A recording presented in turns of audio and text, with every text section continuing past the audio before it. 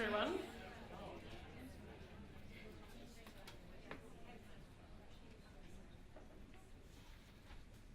I think we might make a start. It's 1 o'clock and we've got a full-on program for you this afternoon.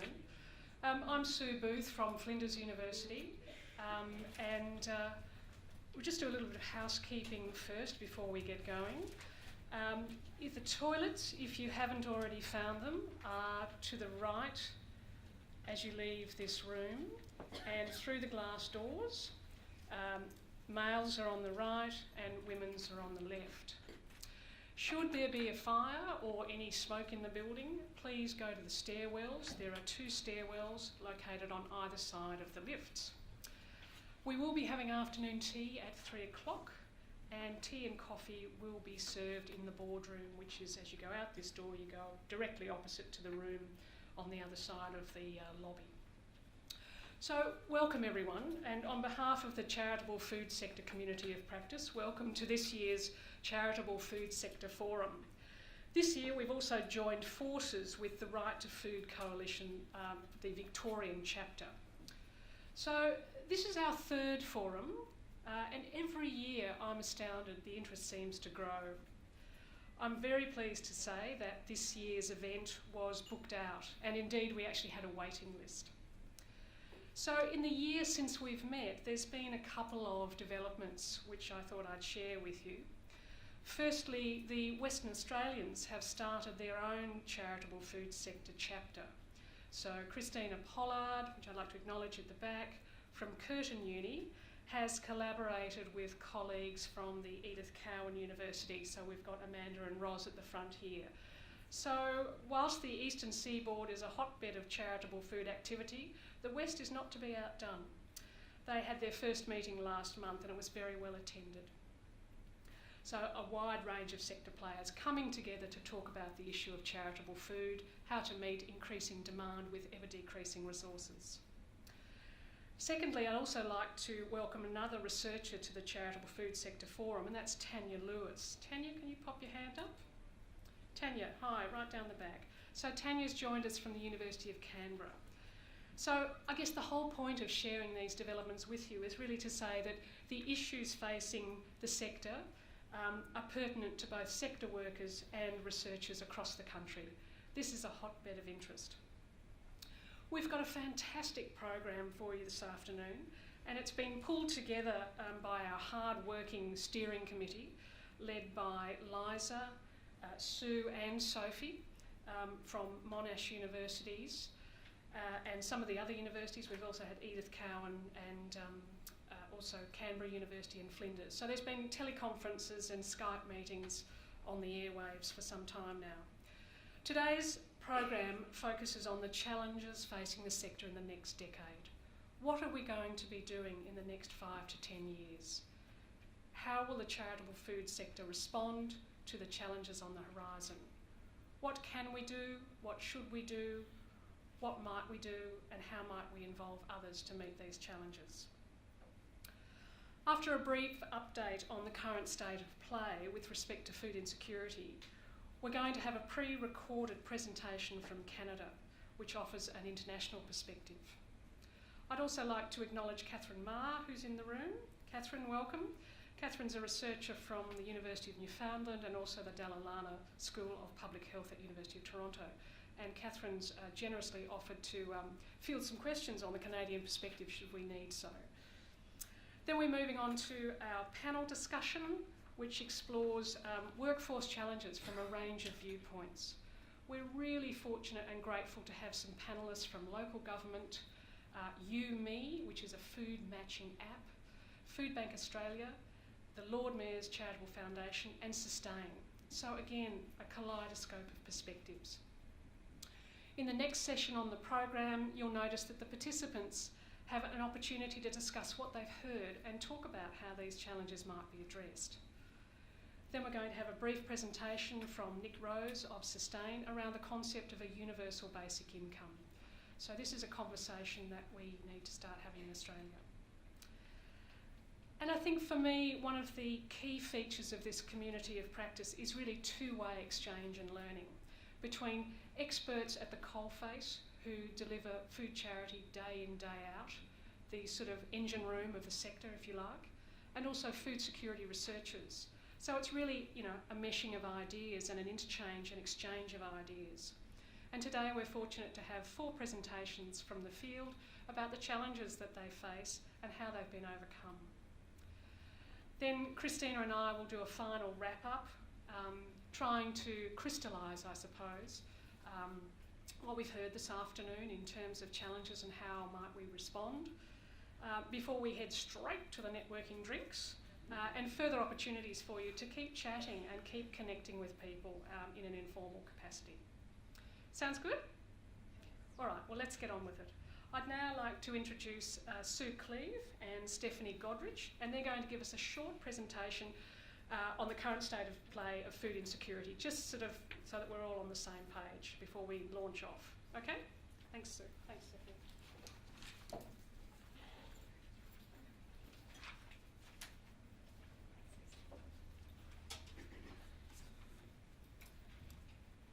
We've done that. Okay, welcome everyone. As Sue outlined, Steph and I have been charged with the task of very briefly setting the scene, I guess, for today. So it's really about setting the current state of play for Australia. Probably a good place to start is really looking at what we're all striving for, and that's really food and nutrition security within Australia. And what we really mean by that is both the physical, social and economic access to food, and what we're talking about, insufficient quantity and quality. And I think they're really key terms that we keep in our mind when we're looking at addressing food insecurity. So I'll hand over to Steph now. So when we look at the measurement of food insecurity in Australia, at the moment it's measured through the Australian Health Survey every 3 years, and it's really measured by a single item question. So it was, in the last 12 months, have you run out of food and couldn't afford to buy more? And so through this single item measurement, the sort of national prevalence has been reported at about 4%. So 1 million Australians have been reported to be food insecure. But this single item question has really been shown to underreport food insecurity by about 5 to 10%. So when we look at particular groups who may experience higher prevalence of food insecurity than the national average, a range of groups have been presented here, and they are people like Aboriginal and Torres Strait Islander groups, culturally and linguistically diverse people as well, people who live in regional, remote or geographically isolated areas, people from rental households, low income or unemployed earners as well, and then people who use alcohol and other drugs, homeless people, young people and the elderly, and also single parent households. So a range of different factors may increase these particular groups' risk of food insecurity. So I guess having seen that, what we'd like to really set the scene with is what we're seeing now is a bit of a change in the face of food insecurity in Australia. And that is that it's actually being felt by those on what we'd call the average income households. And so it's moving up the income gradient. And I guess for me, this has been a bit of a hobby horse. It's my key interest of research is really about exploring the existence and experience within our average income households. And this is occurring for a whole range of reasons, but I think it's important to acknowledge that income, I guess, while there's this very clear inverse relationship between food insecurity and income, that it does exist as we move up the income gradient, and really what we need to be thinking about is households' disposable income as well. Some other particular determinants of food security can be looked across, different dimensions. So at the top, we've got our food availability or sort of food supply aspect, and within that, you look at things like availability of different healthy foods in outlets. The cost of them, are they affordable for people? Are healthy foods well promoted, and are they of good quality as well? And it's also about the positioning of different outlets in towns and suburbs too. So are they in easy to access areas for people? And also the variety in outlets. Are there a range of different healthy foods available for people to access? When we look at the food access dimension, it's around people's capacity to acquire food. So, in terms of social support, it can be sort of emergency food relief or other informal social support, social inclusion, that sort of thing. Obviously, household finances is a key driver as well. And it's about, public and private transport to go and access that food too.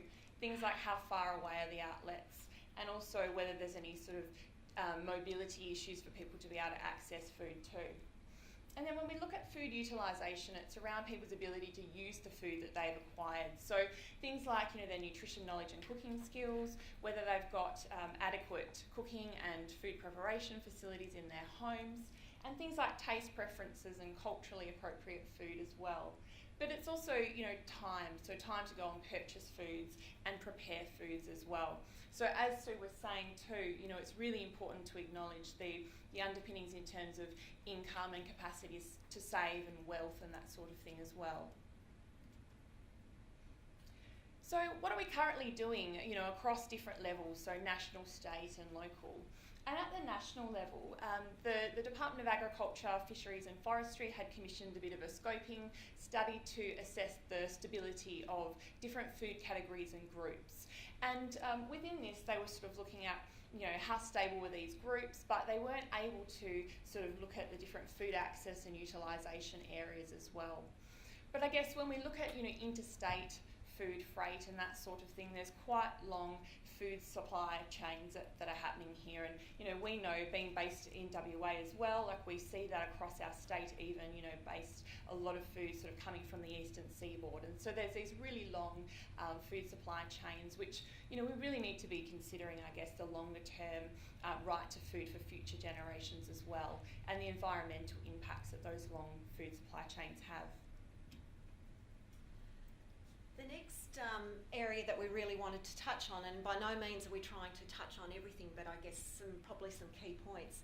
One of the issues that we, I guess, really need to look at is around our monitoring and surveillance in Australia.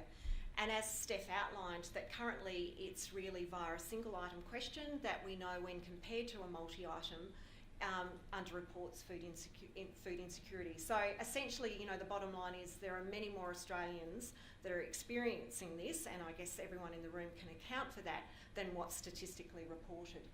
And certainly within this, that statistic, I guess, impacts on the government's response or recognition of this as an issue within Australia.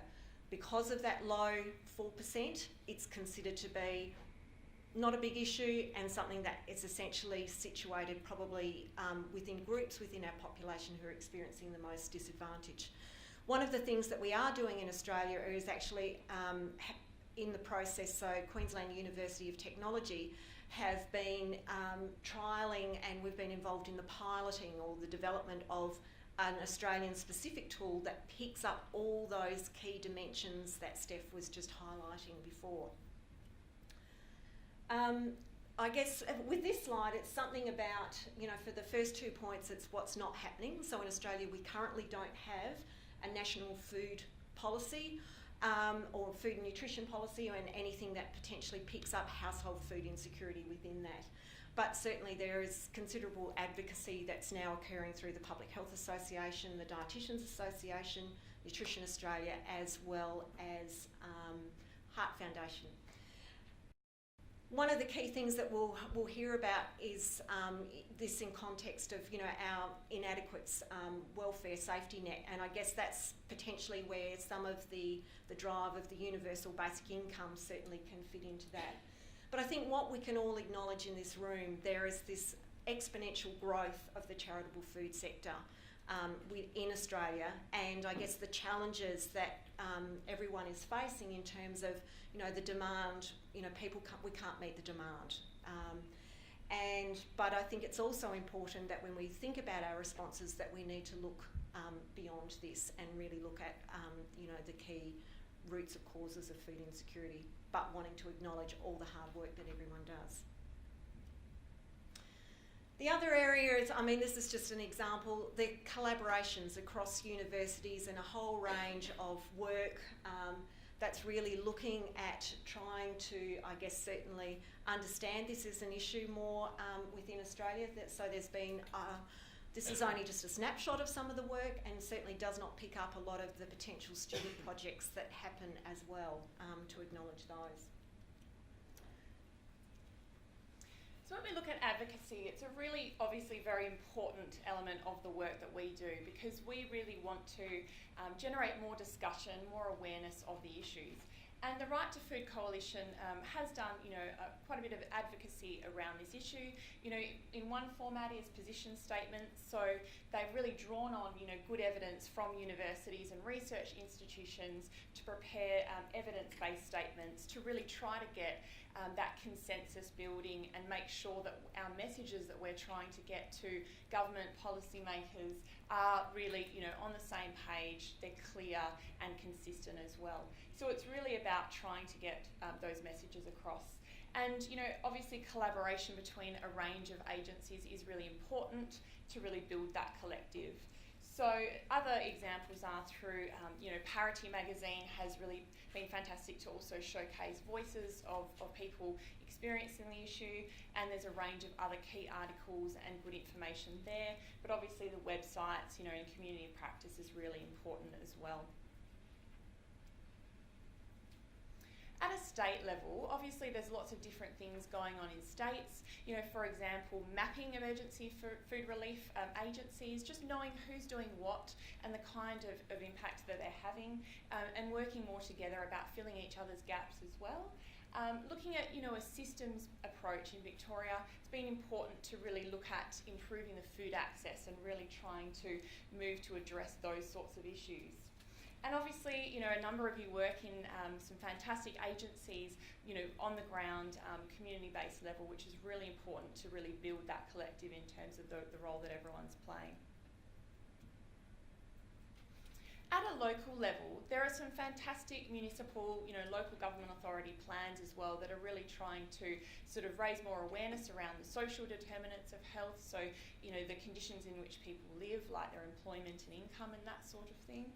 So we're really looking at sort of building that food access and really improving the healthy built food environments and really, better access to fresh and nutritious food as well.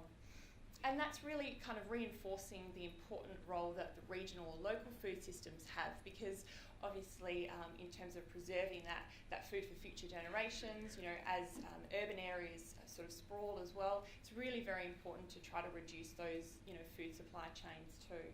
But the challenge here is, how do we then move from those downstream sort of more immediate or individual factors up to more of the midstream sort of access areas, and then the upstream factors which are more around the policy level, trying to address those underlying causes or determinants of food insecurity as well. So it's really addressing things like the income and employment and that sort of thing too. So I guess we've really got, this is some of the work by Dr. Rebecca Lindberg, who many of you may know. And she basically, as part of her PhD research, did a review looking at the history of the charitable food sector. And that it's a very long history. So as she's outlined in her title here, over 200 years worth of history and I guess work that has occurred. So I guess it's within this, it's summarising what has occurred in the past, what's currently happening, and projecting towards the future. So just to finish off, a couple of key things that we'd like you to probably to have in your mind as we work through the afternoon. So as we're looking into the future, what we'd really like you to consider is how should and could our responses look like? And how might collaboration across and within sectors actually support this and strengthen this? So that's all that we had to basically set the scene and bring you up to date. So I'll go on and introduce Lynn's presentation.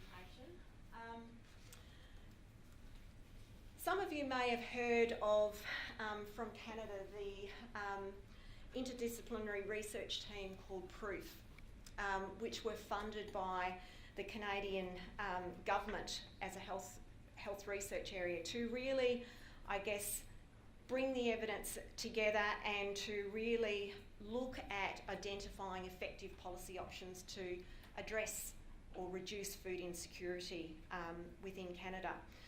So they have this amazing, for those of you who are not aware, have developed this amazing website that is just so rich of information and reports that look at anything from the cost of food insecurity, current policies, defining material conditions to prevent food insecurity, some modelling around the impact of interventions on household food insecurity, and really understanding how we actually frame this as a policy issue. How is it currently framed? So Lynn is a member of this team, and as with Catherine as well. So Lynn is actually the Emeritus Professor at the University of Calgary. So Lynn, while she couldn't be here, she was very disappointed because I know she does like coming to Australia, that she's very kindly made a presentation for us and recorded on the slides. And so really her focus is very much around, from a research point of view, looking at both quantitative and qualitative sort of methods to really advance policy that will actually help to reduce food insecurity at a population level. So we've got Lynn's presentation for about 10 or so minutes, and then we can actually open that up for some very brief comments. And I mean, we're very fortunate to have Kathy here with us for the afternoon to certainly bring in that Canadian perspective as well. So I think all I need to do is not that. What do I need to do? Sophie! Help.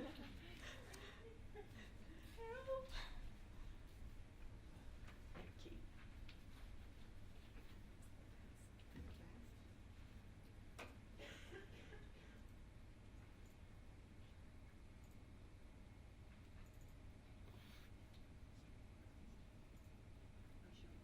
Thank you very much for this opportunity to present to you in Melbourne. I spent a week in that beautiful city in November 2015 and thoroughly enjoyed my stay. I also appreciate the World Federation of Public Health Associations, and I'm happy that you're associated with that important meeting. So I'm going to try to talk to you about household food insecurity, which has been a phenomenon of study for over 30 years in Canada, and see what insights it might provide to you all.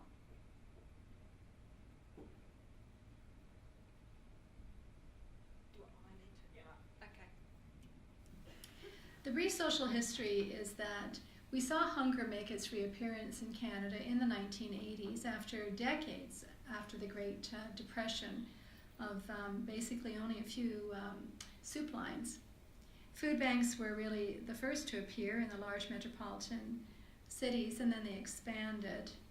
Children's feeding programs were first reported in 1989 and began mostly as breakfast programs. In 1989, this had raised such concern that there was a unanimous vote in our Federal House of Commons to end child poverty by the year 2000.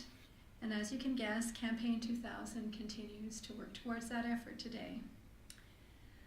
Hunger counts appeared from the Canadian Association of Food Banks. They started in March every year to collect the number of people attending food banks and to report on those ever-growing numbers. And they have continued to do so.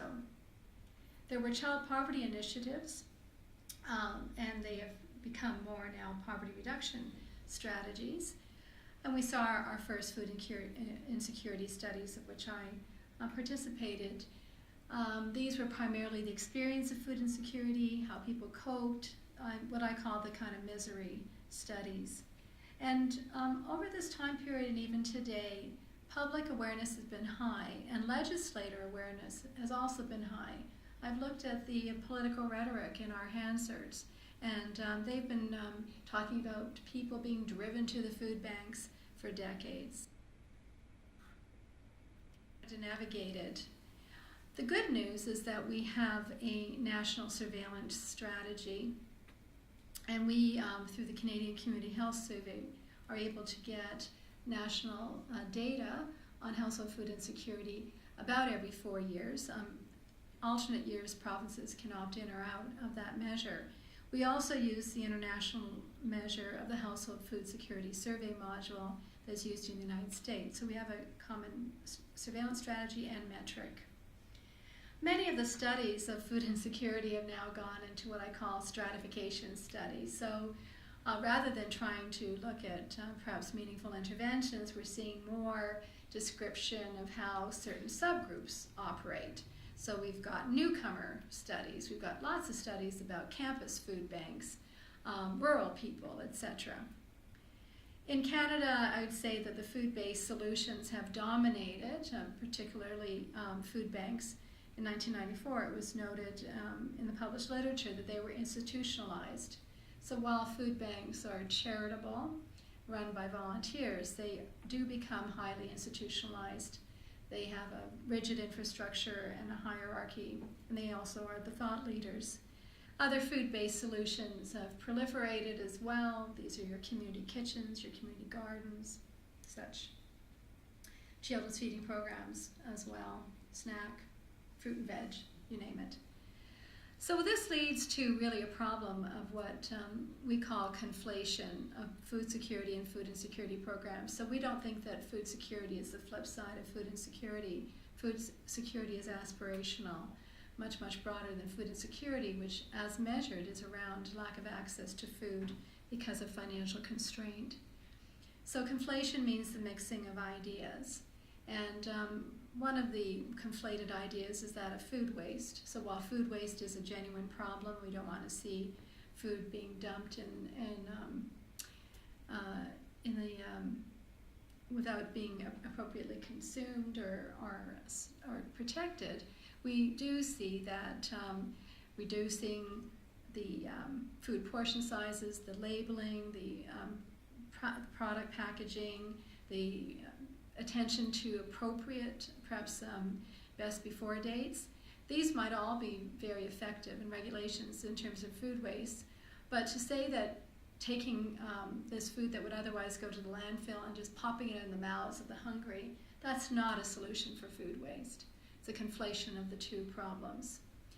I've looked at legislation. Everybody wants public policy to deal with this problem. In over 30 years, there's actually been only one bill that's ever made it through to oral assent, and that is a Food Donor Indemnification Act in British Columbia, where you could donate your food, and if people got sick, you would be indemnified and not liable. And that was supposed to be a food insecurity solution legislation. So not a lot on the public policy front.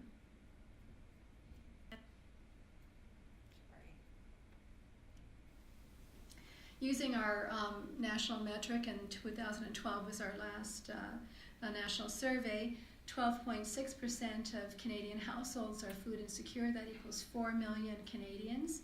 We like to, as in Proof, the research group that I belong to, likes to talk about marginal food insecurity. These are individuals with one affirmation in the module, often worried about running out of food. Moderate food insecurity, those that are compromising the quality of their food. And severe food insecurity, those are the more traditional individuals who represent hunger, skipping meals, not eating for a whole day. If you look at who is vulnerable to food insecurity, it's always an underpinning of poverty. So we have lone mothers, very high social assistance recipients. They're the prize winners. Between 70 and 85% of depending on the province, of social assistance recipients can be food insecure. Less so for couples with no children, for example. But you see this remarkably low level of elders living alone in terms of food insecurity, which I'll show you shortly, is largely attributable to our public pension scheme.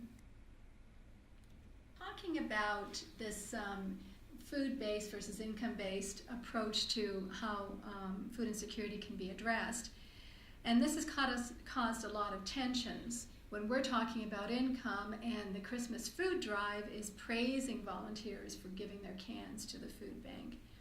So we undertook a social network analysis of policy actors in the food security, food insecurity domain, well over 120 of them across the country. And red are the ones that are using food-based solutions, blues are the income-based advocates, and grays are using a mixed version. So just a couple of things to remark upon. One is there is a network, the reds are talking to the reds, the blues are talking to the blues, but they are connected, and a few grays are trying to do that. There's also a lot of these fragments of people working in their own small areas, talking to each other, and talking with the same purpose. But this has caused, as I mentioned, tension. So one of the things that the research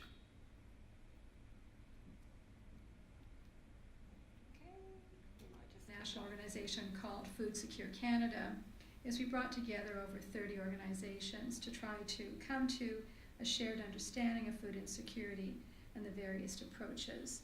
And it occurred on a street called Cecil Street, and this was the statement. And I just read it to you in brief. Participants agreed that all Canadians have the right to food, yet 4 million Canadians live with varying levels of food insecurity. The root cause of food insecurity in Canada is insufficient income. The primary policy response to food insecurity, therefore, should be to raise the income of people to levels that permit them to purchase adequate food for themselves and their families. People and organizations at this meeting are committed to jointly exploring and advocating for appropriate policy responses to food insecurity with a focus on income-based solutions. This has actually been extremely important for us to all come together with that common understanding of right to food and that food insecurity is insufficient. Sorry, with the audio, it cuts right at the end. Canada, in quite exciting times, is the case for basic income guarantee. We're as far as planning for pilot projects in Ontario and Quebec. On the right-hand side, you see very clearly this income gradient and food insecurity. Despite all the other complexities of poverty, it is an Sorry. I'll just let you have a quick look at that slide and then I'll progress. Our work has contributed somewhat to that. I mentioned we have public pensions in Canada, and so we looked at the near seniors, age 55 to 64, and those after age 65 who will be eligible for our seniors' pension. And for unattached low incomes near seniors, their food insecurity rate is 22%, and it drops to 11% just by getting a birthday cake. And not even that much money difference, but certainly much more than a social assistance. So that's the level that we're looking for our basic income guarantee to be at. Be about $15,800 a year, which I think you would agree is not that much. Gratuitously, perhaps, I apologize, with my 2 cents worth to my Aussie friends. What I would say is that national monitoring is key. While it's imperfect, the Household Food Security Survey module is an international standard, and I would recommend it to you. The only stratification I would advocate would be Indigenous versus mainstream food insecurity research and policy approaches.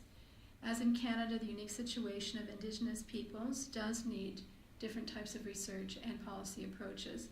But otherwise, when you're stratifying a newcomer from Somalia, a newcomer from Syria, or intergenerational poverty household in an inner city, there's really no difference in terms of the policy requirements for income. I would ask you to be careful about conflating agri-food issues with food insecurity. One of my slides in my talks is a truck I took a picture of when I was in Melbourne that was diverting food waste to the hungry. I think it's a conflated and poor concept. And then finally, in this World Federation of Public Health Association meeting, you understand the difference between social justice and food and charity. So I would say in the world of food charity, I would always ask you to consider who is benefiting the most, the recipient or the volunteer. And with that, I leave you to have a good meeting and wish you all the best. Apologies for the very little end bits of the slides, sort of the audio dropping out, but I think that was certainly I guess what we wanted to be a thought-provoking presentation from Lynn, and really to share what has been happening and is happening in Canada. Have we got time for, yeah? Kathy, do you want to come up and would you like to, on the spot, just make any particular comments? That would be great. Thank you.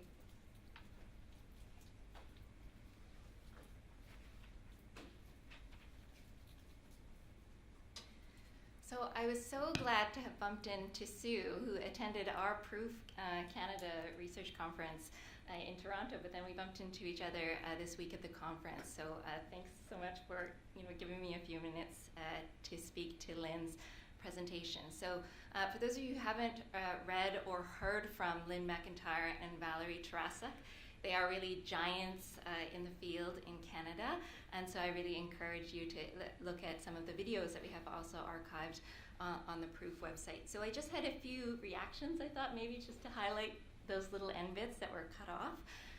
I think that in Canada we've really had a transformation. A lot of it really has been catalyzed, I think, even in the last 5 years.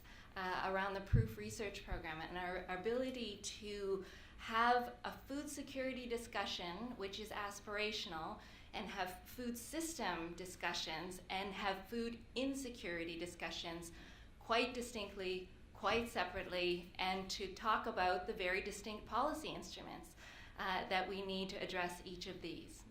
So I'm a public health nutrition researcher. I also do work in local food organizing. So I'm a founding member of our local food policy council, and I work on the retail food environment as well. But when I talk about food insecurity, food insecurity is an income problem. It is not a food problem. And that's bottom line, something I think that we've been able to have that conversation about in Canada. The monitoring is really, really key. The single item questionnaire that really asks about quantity, I think in Australia, in Canada, when we're measuring along the three, the marginal, the moderate, and the severe, it's not really until we get to severe food insecurity that we actually look at quantity. So, quality of food intake starts to suffer in the moderate category. And what we've seen is that there are actually health consequences at an individual and a population level, even at that marginal food insecurity level. So it's really important to have this comprehensive and quite detailed, multifaceted monitoring instruments. That's really something that I think would be important to measure. The Hunger Counts document that's put out every year by our National Food Banks Canada. Valerie Tarasuk has also done some really interesting research that really demonstrates that only about 25% of those who are food insecure actually access food banks. So if we think about that number and we think about this multifaceted monitoring, I think that's really, really important. Our figure currently in Canada is that 4 million Canadians are affected by food insecurity. That's about between 12 and 13% on our national monitoring. The number is higher for households with children. It's 1 in 6 households with children are food insecure, according to our national monitoring. And in Atlantic Canada, where I work, that's 1 in 5 households with children. So low income is the single strongest predictor of household food insecurity, but I think what was important in your opening remarks was that the majority, actually in our Canadian monitoring as well, the majority of those who are food insecure rely on income from employment. That number is over about 60% of those food insecure. So if we're talking about an era in which it's not only social assistance support, but if we're talking about an era of precarious employment, then I think we have a really good sense of the types of policies that we need for that as well. So my bottom line is really food insecurity, or the solution to food insecurity is really about economic empowerment. It's about income to allow people to, in a dignified way, participate in the economic system and in the food system. Thank you.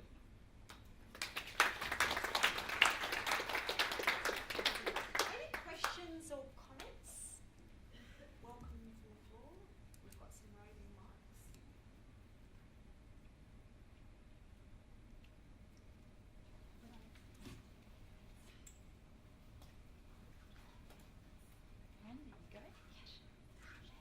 Hi, Sarah from Food Bank. I was just wondering, Lynn mentioned about the pitfall of stratifying and just suggested that, you know, we only consider Indigenous as a separate a group for, you know, special attention. Can you talk a bit more to that? Why do you feel that we shouldn't be looking at, say, single parents or the elderly or students and so on? So thanks for that question. I think what's happened is in Canada, in terms of the evolution of the research, in public health epidemiology, we get very, very, very good at describing the problem into ever more smaller pockets of the population. But when we're talking about policy instruments, particularly at the federal level, for example, like a national basic income guarantee, then it doesn't actually do well to continue to stratify into all of the particular individual targets and subgroups that we could be targeting through policy. The idea is to promote, everyone to this adequate level of income and economic access. Mm-hmm.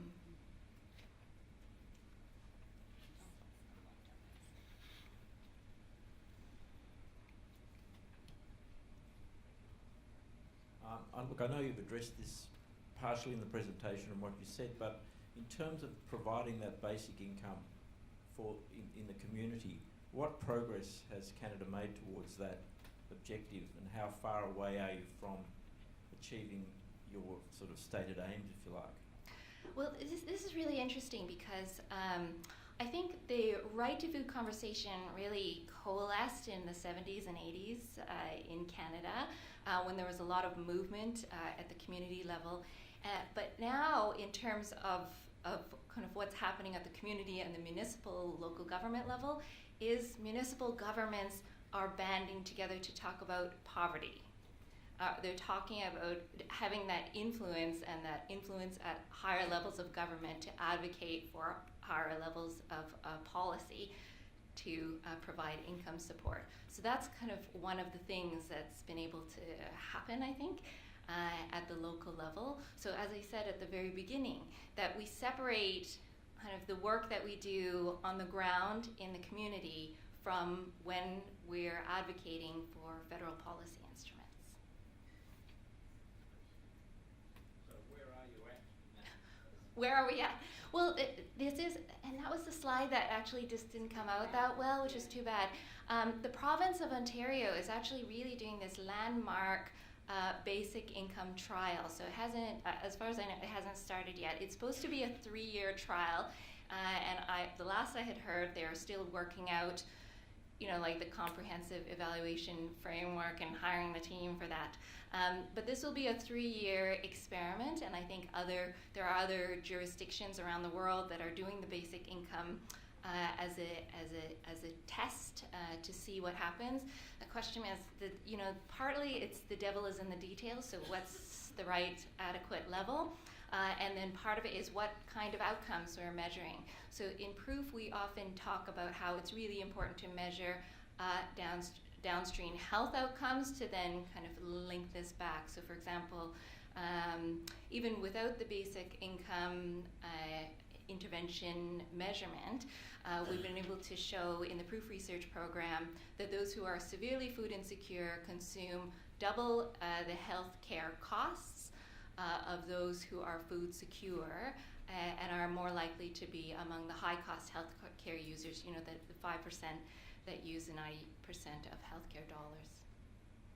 And I think that's, just on that point, I think that's one of the advantages as well. I mean, in Australia, we really don't have a really great dollar figure of what are the healthcare costs of food insecurity. But from memory, I think one of the markers or one of the outcome measures as part of the trial was actually looking at the level of food insecurity as well as monitoring that. This is true. Yeah, so I've said this a couple of times, but the monitoring is key, and then to have that way of tying that in a population health survey or to national nutrition surveys and to use that data, that's incredibly powerful. And even, without the fancy analysis to go along with it, on a descriptive statistics level, it's a really, really powerful figure. And so every Canadian who's working in the food system and many members of the general public know that 4 million Canadians figure. We've got time for one more question. We have got one more question. Any last questions? No? Okay, if we can just thank Thank you so Catherine much. for being very spontaneous.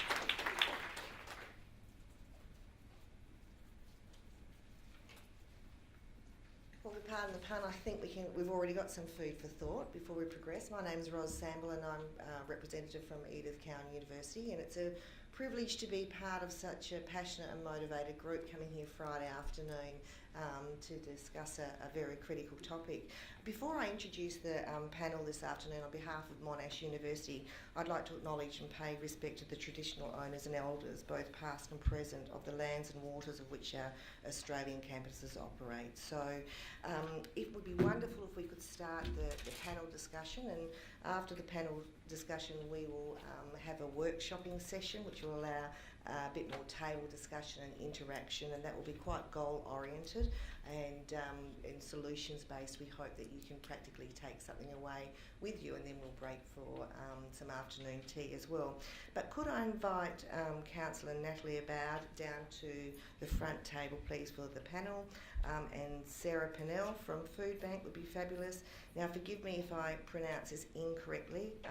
Daniel Pediatis, the Lord Mayor's Charitable Foundation, and Nick Rose from Sustain, the Australian Food Network, and Tom McQuillan from UMI as well. Now we have the privilege of actually having Russell Shields to facilitate this session, and I'd like to tell you a little bit about Russell. He is currently the Food Justice Truck Manager and the Asylum Seeker Resource Centre, with a wider focus on food security, social enterprise and a healthier, equitable and more resilient food system. He is also the founder and chair of the Community Grocer and is a member of the City of Melbourne Homelessness Advisory Committee and Street Smart Grants Committee. So if we'd like to welcome Russell in the panel, that would be great. Thank you. Thank you, Ros. Okay. Are we all excited, people? This is great. Thank you. That was a very impressive presentation. And certainly really opening up our thoughts about what we're going to talk about today. So while the panel gets settled in, I just want to again acknowledge the traditional owners of the land. I think when we look at food systems, food equality and a healthy food ecology, we need look no further than Aboriginal and Torres Strait Islander Australia, and 40 to 60,000 years of the longest living culture on Earth as an example of how to do it. Certainly, quickly, thanks. I probably haven't had a chance to do it yet, but can we all just big clap to the Right to Food and all the people behind the scenes that have set up this wonderful day. So come on, everybody, big clap. There's Sophie, Liza and Sue and all the volunteers behind the scenes. These events don't just happen, and Sue touched on it, but thank you for putting this wonderful event together. What I want to do now is just quickly introduce the panel. We don't have a lot of time, so I'll do it very briefly. Then we're going to focus the first part of this session on what are the challenges we currently face in the charitable food sector.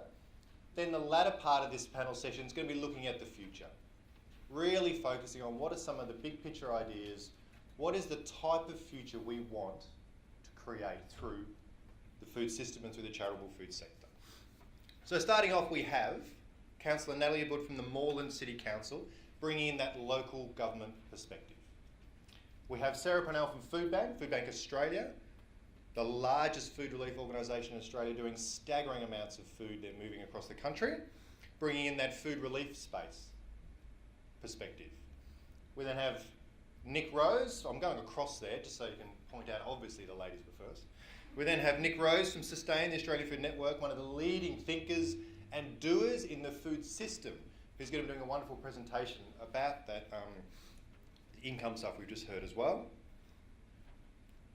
Moving along, we have Tom from UMI, so bringing in this sort of social food business perspective, where an organisation is looking at buying and selling the surplus food that's out there in the community, and also providing significant food donations into the charitable food sector, one of the innovative tech-based solutions as well.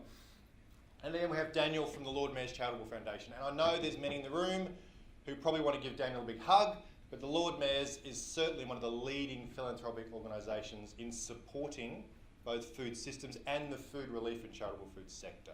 So it's great to have that voice here. And that, I think, really provides that wonderful diversity across the panel. And Sue touched on it, where we've got local government, food relief, philanthropy, food systems, innovative tech stuff. And it's important to have diversity on a panel. When we look at this day and age, we look at gender equality, cultural inclusion, and of course we have Tom representing the white Aussie male with a beard. So thank you for that, Tom. There is one seat missing here, and I just want to acknowledge the one seat. That in this space, it's important we remember the people that we exist to serve, and that we don't have a representative of a lived experience of food insecurity on the panel. Now, this may not be the right forum, may not be the right place, and we all know the challenges that we face in filling that seat. But I just think it's important that we acknowledge that seat's empty as well. So, let's get started. We know the charitable food sector is the current government's dominant policy response to the problem of food insecurity. And as touched on with Sue, we have no national nutrition policy or food security policy. We know the sector's pretty well organised, certainly widespread. We've got thousands of non-profit organisations and social enterprises providing emergency assistance across Australia. We know it's diverse. We've got food banks, food pantries, soup vans, food parcels, vouchers, markets, all sorts of different models of providing food relief. Is the system working? Is it struggling to cope?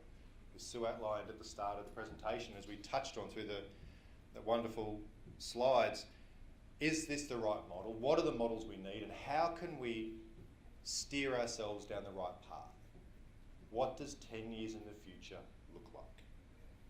So when we start that sort of question, the things we focus on are these challenges. What does the current charitable food sector face? What are the challenges we have? And I'll throw straight to Sarah on that from Food Bank, providing I think something 60 million meals a year, about 2,500 charities nearly across Australia. With that type of scale, Sarah, can you open up? We'll start the conversation on, from that national perspective, what do you think are the main challenges facing us in this charitable food sector in the next 5 to 10 years? Okay, thank you very much. I just want to actually note before I do talk about that how strikingly similar our situation is here in Australia with Canada, because our annual hunger report also indicates 4 million people, and that of course shows that that 4% figure is very much underreporting the situation, and of that about half actually seek food relief in Australia. So you said 25%? Yeah, so our figures show that about half of those access food relief at some point in the year. But what we're seeing is that number has been increasing by about 10%, roughly, each year, for the past 5 years of our report. And I can't see any situation where that's going to turn around anytime soon, because, the government's current social welfare reform agenda means that, only more people are going to be thrown into poverty, I think, as in the short term, certainly. Challenges for the future. Well, we've been in operation for 25 years, and over that time we've been able to grow every year the amount of food that we can distribute, and we've done that through acquisition of food industry partners, basically, and looking at their surplus. In the last few years, we've had to take that collection back to farm gate in order to be able to continue to grow, and fresh fruit and vegetables have been an enormous source of new food for us. But, it has to be said that it just proves more difficult, because the cost of transport, the distances that have to be traversed and so on, means that you know, it's more difficult to get that food from where it is available to where it's needed. And you know, we basically feel that we have captured all the low-hanging fruit when it comes to surplus or waste food, and now it's going to get increasingly difficult to access you know, the kilos that we need in order to be able to address the growing problem.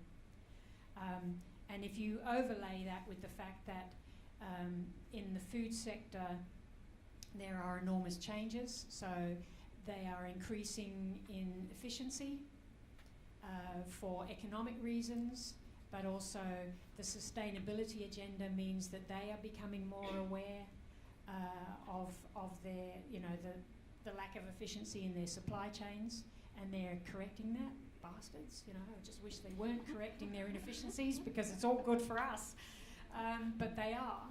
And you know, the second half of this year we see new entrants like Amazon Fresh into Australia, and if you look at overseas example, you know, the overseas experience, you know, the likes of Amazon Fresh are going to dramatically change the landscape, and the traditional bricks and mortar retailers are going to be changing in order to compete, and I think that's going to be a challenge for us in terms of food rescue.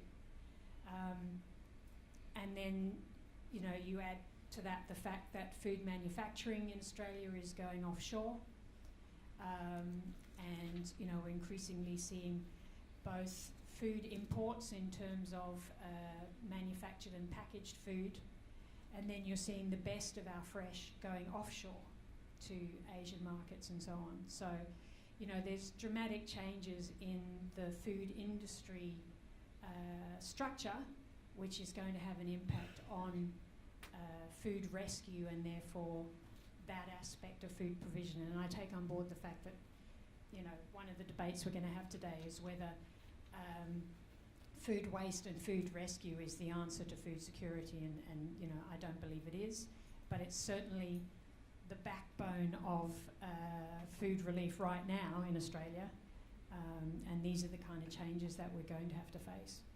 So,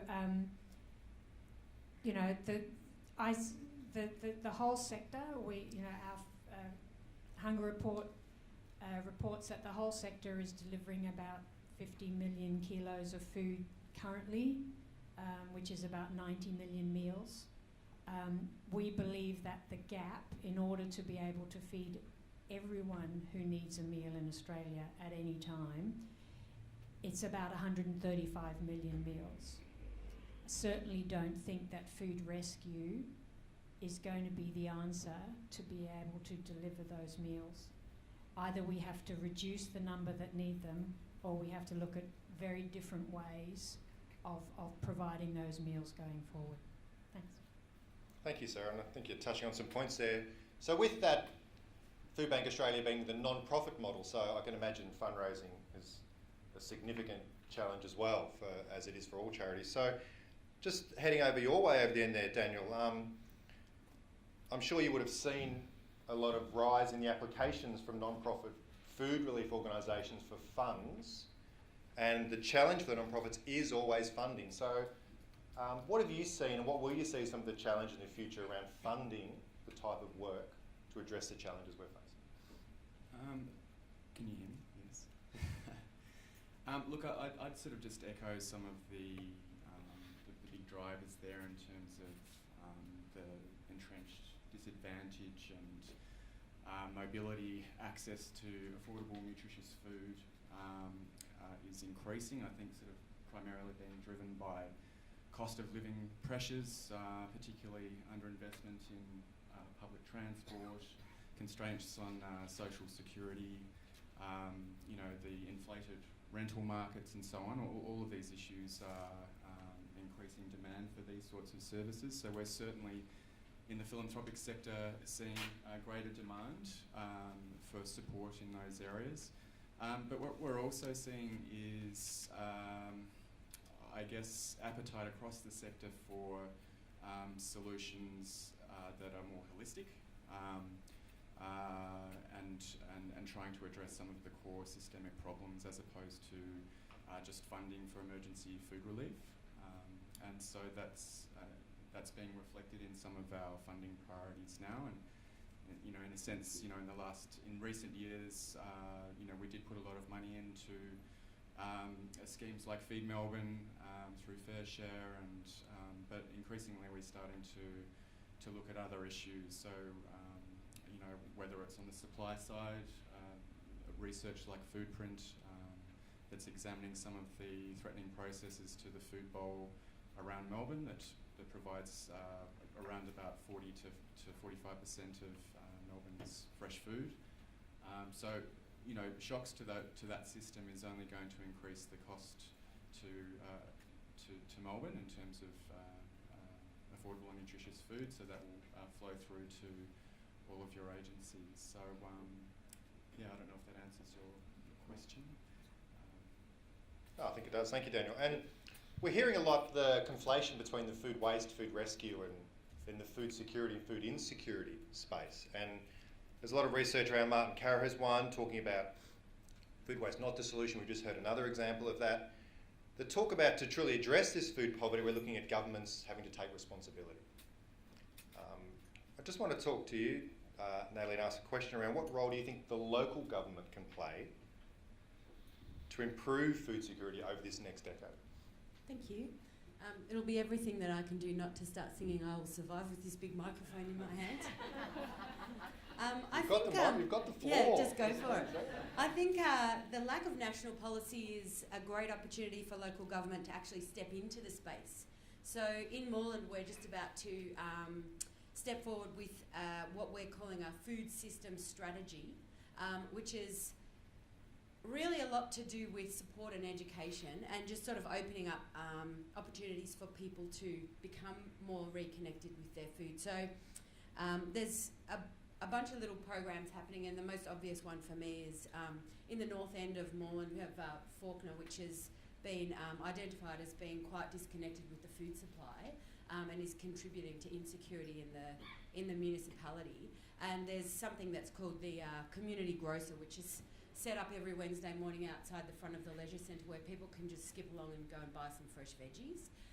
So I think that's a really obvious one for me, but also something else that I'd like to kind of develop in Moreland, because we're just stepping into having a food strategy in Moreland. It's brand new, so we've got catch up to do, but it seems to me that sharing food is one of the most obvious ways that people connect. So whether you're producing it, whether you're preparing it, or whether you're consuming it, anything that the council can do where we're promoting, you know, it might be a free lunch that's put on in the leisure centre, in the senior citizen centre, which happened now, or and we're about to be asked to fund that program again, or just encouraging people to sort of share gardens. So, you know, there might be some old migrant aspect of the community that might want to still plant their tomatoes but don't have, you know, the physical capacity to do so. So I like the idea of being able to encourage people who might want to do a sort of a garden share thing where, I mean, they can come in and help organise, you know, the front yard, for example. I think council can also work towards closing the food waste loop. So we're trying to look at our waste systems in Moreland, and we've got, you know, some great examples of stuff like the De Graves composter, where the inedible food waste is being used to actually grow more food. I think another thing that council should really keep an open mind about is opportunities for growing food. So this morning I was looking at something called the Bowery, which has been operating for about 2 years in New Jersey, just out of New York City, and they're actually growing food inside in, you know, atmospheric controlled situation that can provide like the best growing situation. And ideally, I'm a bit of a hippie, so I'd rather just grow stuff outside with no chemicals and everything else. But we're looking at some very real issues with our food supply, and what's happened with Cyclone Debbie wiping out a whole lot of opportunities of food production in Queensland just you know, a week ago, really shows us that we have to keep our minds open about how we're allowing food to be grown in the cities as well. And I think local government can kind of speak to that. I could probably go on for a while, but I'll get rid of this.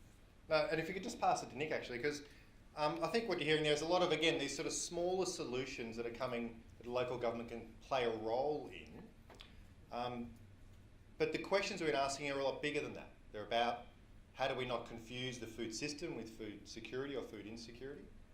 And what role can we play in the larger debate around advocacy and changing for the future we want to live in?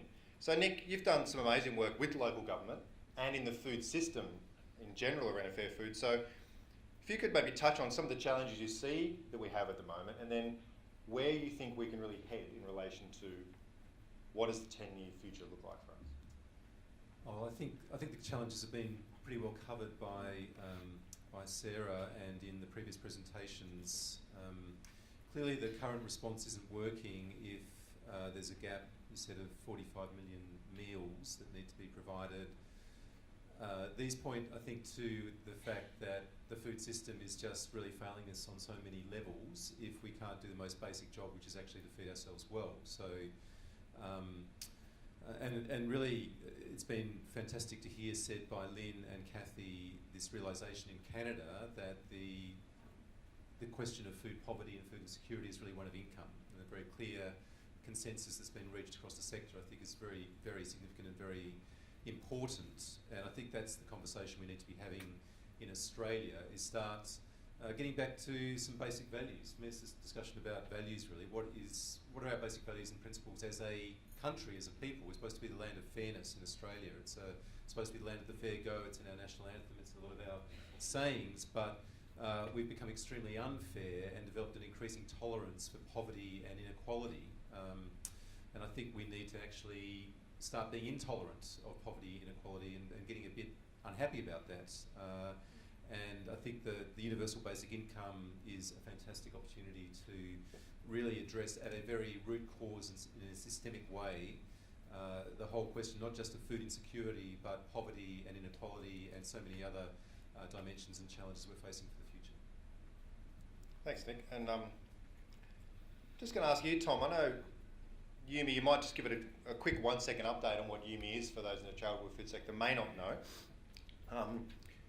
But when we're looking at supplies being raised as a challenge and we look at the future food system, we need to think of different ways of doing things. And obviously technology and new innovations in both food system but in the community is something we're going to look at. So if you could touch on some of the innovations you're doing at Yumi and also what you think might be happening in 10 years around some of the tech solutions that are Sure, thanks, Russ. So, for those who don't know, Yumi is sort of a 2-year-old social enterprise, and our mission is to eliminate food waste. So it's quite interesting being here and hearing about the conflation between food waste and food security. And thinking about technology as well, I know a lot of the research and sort of pilots being done in UBI, in basic income, are centred around looking at what automation is going to do to jobs in the future and how to provide a basic level of security for people when potentially their jobs are being disrupted. So it's really interesting to be part of this discussion. And I think it could be a really interesting solution, and it's a preventative solution that prevents people from falling into food insecurity before we have to use tools like food rescue to feed them. But as Sarah said, until we get to that point, the way that the food rescue organisations in Australia feed a lot of people is through looking at surplus food, repurposing it, redistributing it, and they do an amazing job of that. So what Yumi is an online marketplace, and it's probably easiest to think about us as the online dating for food waste. So we try and match people who have food that's surplus with people who can use it. That might be people who can buy it, people who can accept it as a donation, or people who can turn it into compost or animal feed. So, we are looking at food waste from a supply side, trying to reduce the environmental impact of producing a whole lot of food and then throwing it in landfill to rot. That said, there's obviously an intersection with food security at the moment in that some of that food is repurposed and given to people in need.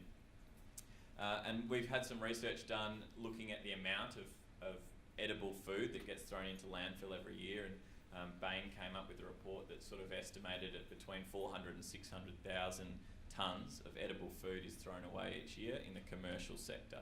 Doesn't include household waste, doesn't include animal feed, doesn't include compost, any of that sort of stuff.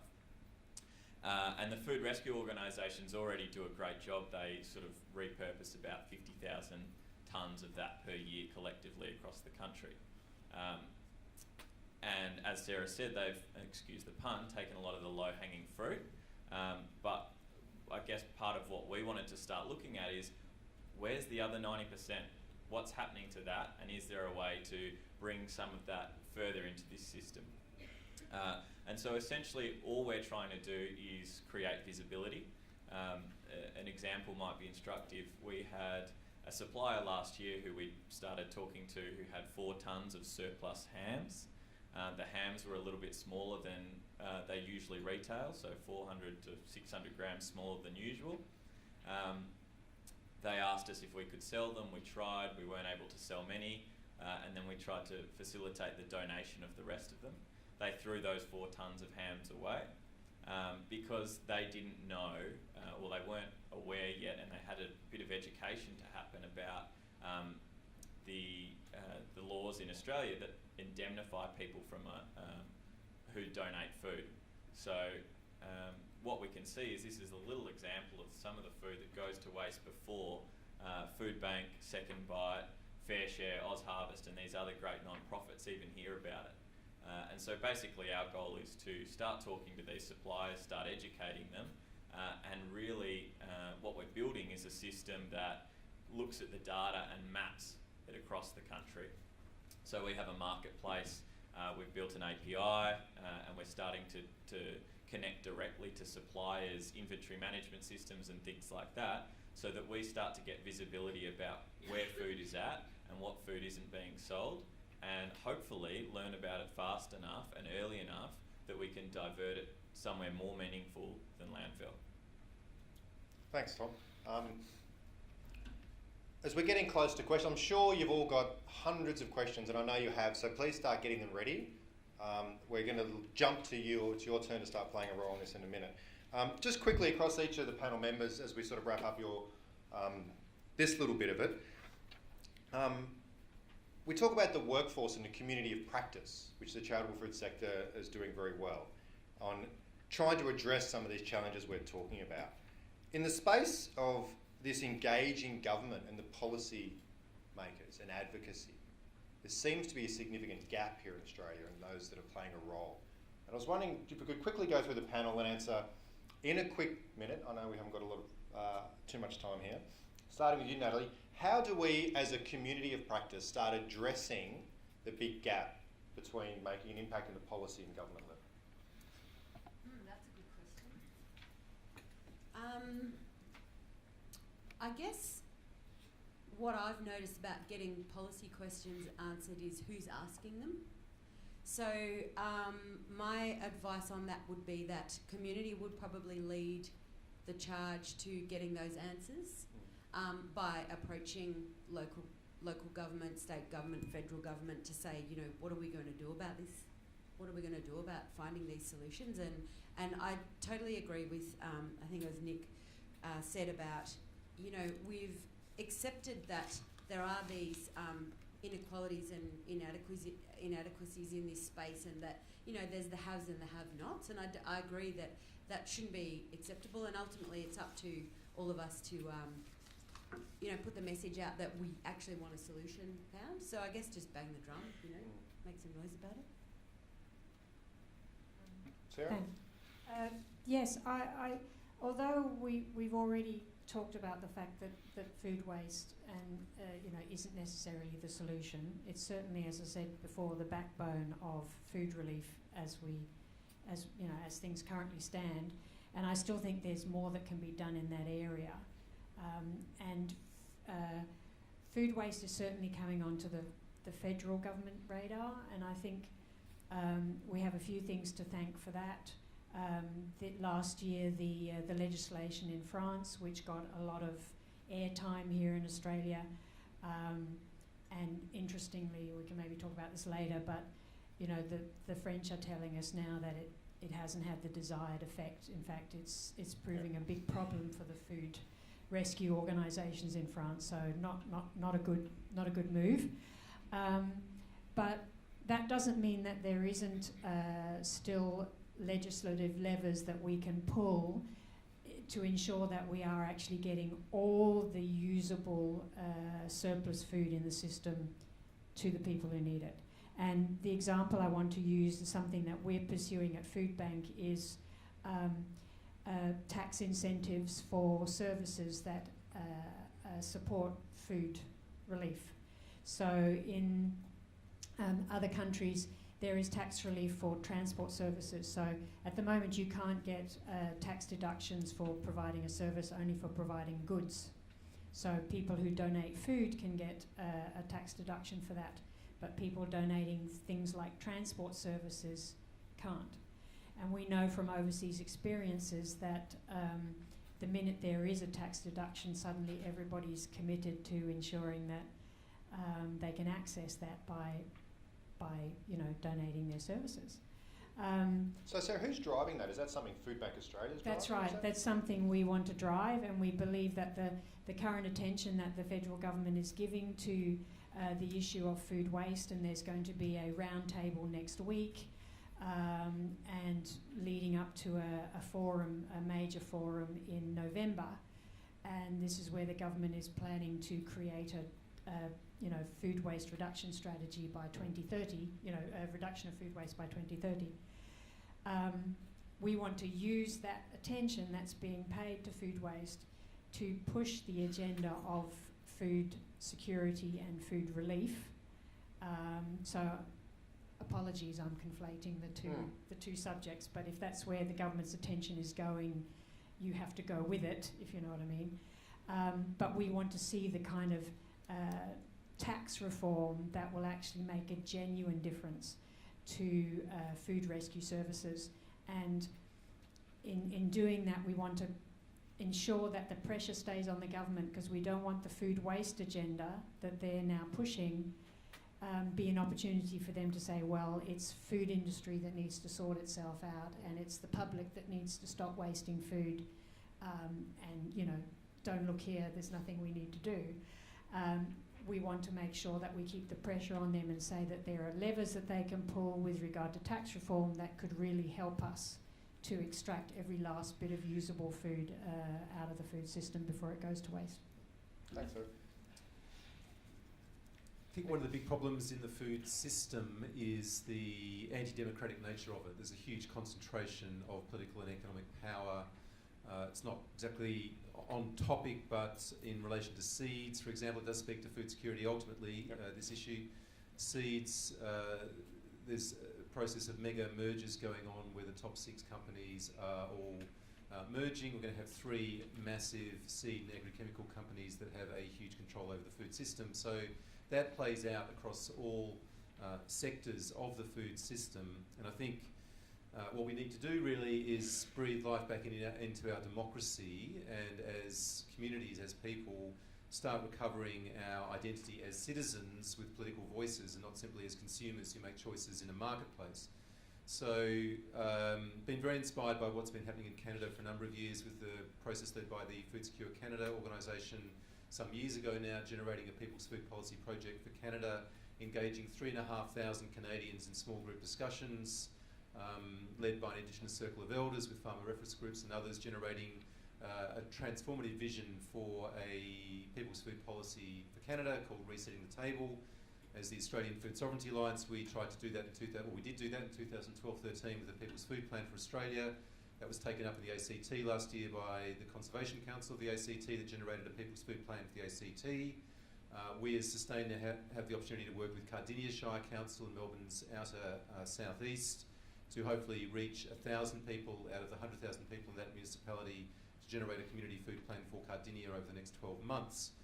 I think in terms of root causes of this issue of food security and building on the understanding that it is a question of income primarily, what we need to do is build a broad-based coalition across not just this sector and the people in this room, but groups like ACOS and VCOS, who unfortunately are not here today, and many others to really cohere around a very strong and coherent demand, which I think the universal basic income actually offers that opportunity. And the precedent that has been successful in Victoria that I would look to is the Lock the Gate coalition and the achieving of a moratorium on coal seam gas and the damage that does to our waterways and soils. And through a broad-based coalition between farmers and environmental groups and others, that was a powerful coalition that came together not just in Victoria but around northern New South Wales and many other places to really put a halt on what was a very destructive industry. So I think that's a really good example, an Australian example to learn from, when you can build a strong, broad-based coalition on a very coherent agenda. I think that's the opportunity and that's the need. Lock the Gate are fascinating, where they have a policy of don't use our brand and don't break the law. So it's interesting that do we look at an organisation to lead the advocacy, or do we work, where 3.5 million people in Canada is a phenomenal amount of individuals all working towards a movement. It's fantastic. Tom, what do you think? In terms of universal income, I just think it sounds like Canada's got a pilot up and running. I know a number of Scandinavian countries have piloted UBI, and Y Combinator and Sam Altman in the US have doing it from a private perspective. It's a tech startup that's funding a pilot into UBI. I think that's a great point to start. But in terms of our space, I definitely agree with Sarah that there are some tax levers that everyone could get around that would make a huge impact on this space.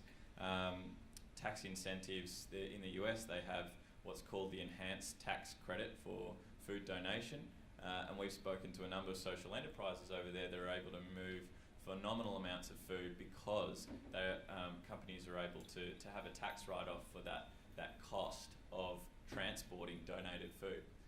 And as Sarah said, when we talk to farmers and things like that, we know farmers who have tons and tons of fresh food available that they plough back into the ground or let rot on the vines because they can't afford to pick it, pack it, and send it to someone who could use it. So that's one thing. And the other thing is, I think a lot of our economic indicators don't recognise the negative externalities, environmental, that some of our actions cause. So in our case, we don't have any tax on sending organic waste to landfill where it rots and creates methane. There's a number of states in the New England area, I think Connecticut, for example, has a higher tax on organic produce that gets sent to landfill that recognises the greater damage it does and therefore imposes a cost on people who create that waste. Scotland have done something similar where all food businesses who create more than 5 kilograms of food waste per week have to dispose of that food waste separately, and that food waste is taxed at a higher level than regular refuse and waste.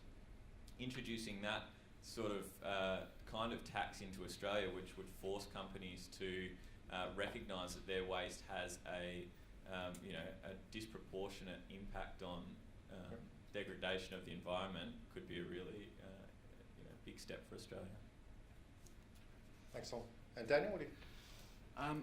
Just going back to your original question around the two things that the sector could do, I would say broadly speaking, collaboration, united voice across the sector is a really powerful thing when dealing with policymakers, the politicians, the public, donors, etc.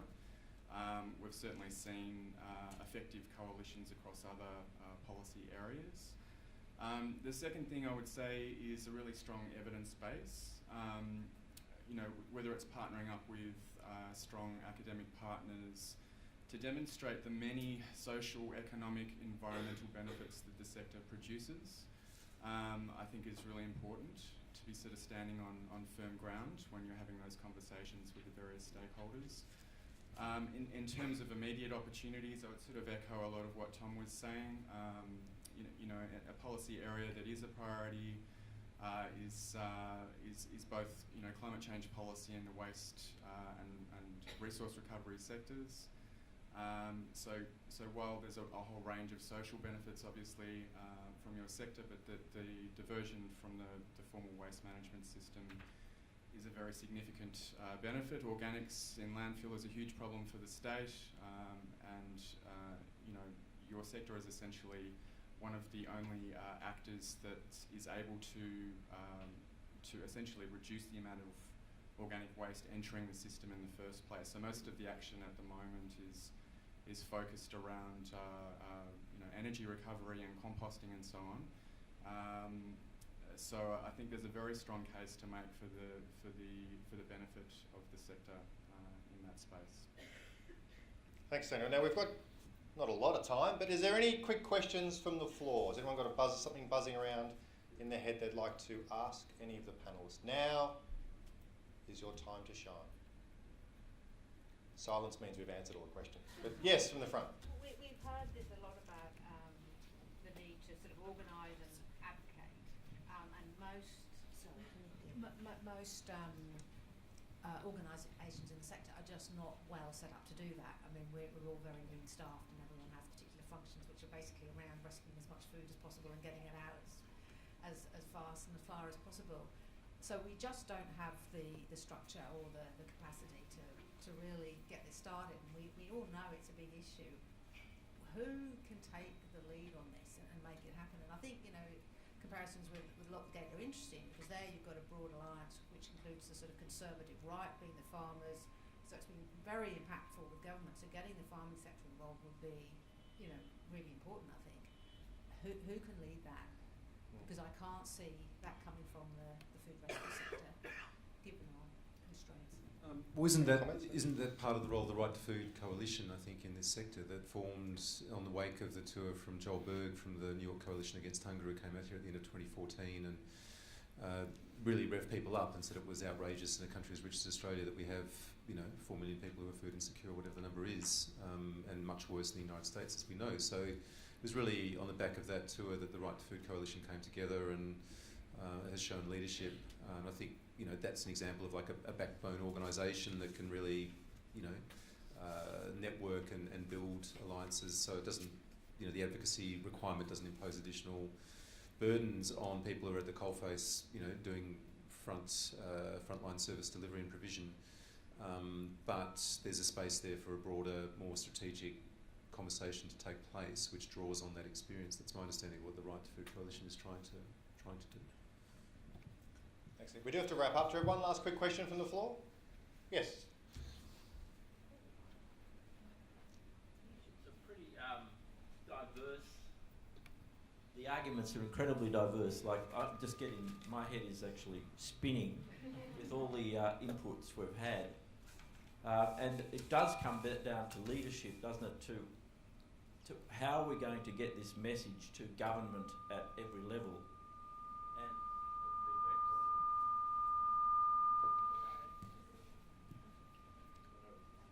just yell. Yeah. So you know, for me, it needs to come.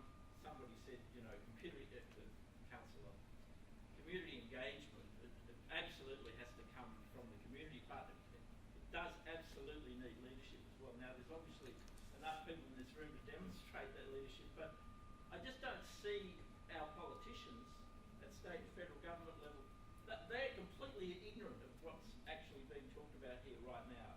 Completely ignorant. There's zero knowledge of this discussion at our senior political level. So there's a failure, complete failure of this sector to get that message through. So we really have to work on leadership, because if that continues, and it probably won't, but it might take 20 years to get that leadership in place to get this message across.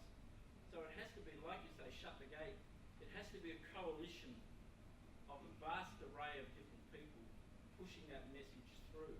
But at the moment, I'm fearful of the lack of impact and the fact that we are struggling to feed those people who aren't getting food at the moment. So there has to be a next level move from this sort of meeting, which is fantastic, to take it to the politicians. They should be in the room, actually.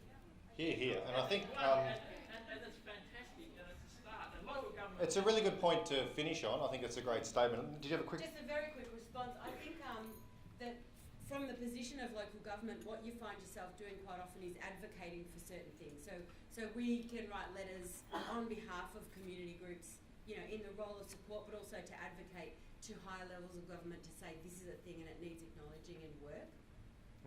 I think it's a really good point, and I will wrap up now. We'll move on. What we're certainly hearing is there's amazing people on the ground doing amazing work in the charitable food sector. When we look 10 years in the future, and if we are aligned with the World Congress on Public Health, at the moment there are amazing conferences on, and I believe it's around vision, voices and action is sort of the three key themes. We're still a long way from having a clear vision of what we want the sector to be in 10 years.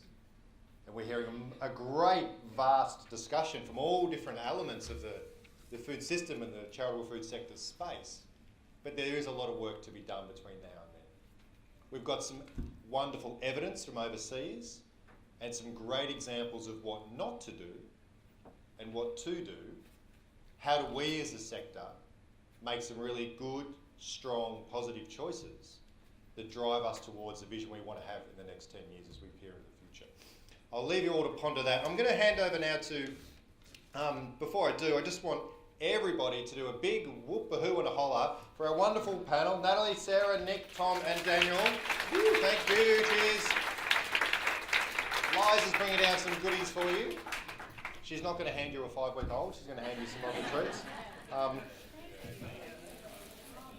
And we'll have plenty of time in the break to pick their brains a lot more. Oh, thank you, Liz, there's amazing stuff happening. As I throw to Roz and Amanda to come up, do you all just want to have a quick stand up, have a stretch and sit back down in 30 seconds and we'll move on to the next session. Thank you very much, everybody. As we're trying to maximise the time we all spend together, we actually thought it might be timely for Nick Rose to just share some key points around the universal income concept before we actually break for the activity. So this is a 5-minute crash course, if you like. Would that be a fair comment, Nick? Yes, on the concept of universal income. And, clearly you can see the workshop question is what are some innovative solutions to these key challenges that could work in the Australian context. So after we actually hear from Nick, we will be, asking you to workshop and we'll take you through the process of this with the people that are on your table. And strategically, this is why you have your coloured dots. You've been placed with a variety of people that represent the charitable food sector, and this is, I suppose, your repository of knowledge and experience, and you are the experts, and the experts are actually designed to actually drive this sort of leadership and this change. So I'll just quickly hand you over to Nick for 5 minutes. If I have to interrupt you, Nick, you won't think I'm rude, will you? Okay, lovely. Thanks very much. All right. Hi, everybody. Thanks very much for the opportunity. An immediate disclaimer, I don't have any claim to expertise about universal basic income. I just think it's very important, it's very salient, it's very relevant to this group in particular, but to our future that we're facing. Just as a matter of interest, who here in this room before today had heard talk of a universal basic income? Show of hands, please. Right, great, okay, well, it's already out there in the ether. It's definitely a meme, which is fantastic. So what does it mean? It's basically nothing less than a kind of like a revolution of the current welfare state provision, a shake-up from a welfare state that's quite punitive, that's really very conditional, it's got a whole series of qualifications, it's very complex. It's proposing a simplification of that, that's a yearly or monthly cash transfer to every single person, regardless of income or status. It's unconditional, there's no means testing, no qualification other than perhaps being a citizen or being a resident in a particular place. It is universal, everybody receives it, including children, and it is basic. And so it should be sufficient to cover your basic needs, your basic cost of living. So why should we advocate for this? Why is it important? Well, I think there's a number of reasons. These are just ones that have occurred to me, and from what I've read and listened to, you may have others, but morally and ethically, as I've said, as Joel Berg said when he came here, it's simply an outrageous situation that we tolerate, this growing level of food insecurity and poverty and inequality in countries as rich in Australia, but not just in Australia, in the world as a whole. You may have heard that Oxfam has been monitoring the The wealth inequality for a number of years now. A couple of years ago it was 65 people had the same wealth as 3.5 billion. Their latest stats from this year, that number is down to 8 or 10, I believe. 10 richest people in the world have the same wealth as 3.5 billion. An extraordinary polarisation of wealth and income, and totally avoidable and unnecessary, but also at the same time generative of incredible suffering. There's this, has anyone heard of the name David Graeber? He's an anthropologist. He's written some very interesting books on the role of money and debt and credit. He makes the case that on spiritual grounds, we have large numbers of people in our society who are largely doing meaningless work, what he calls, and excuse the vernacular, bullshit jobs. And he's not just talking there about people flipping hamburgers, he's talking about people like corporate lawyers. And I was a corporate lawyer. My first job was down the other end of Collins Street in the Rialto Tower. I'm no longer a corporate lawyer, so I'll let you draw your own conclusions.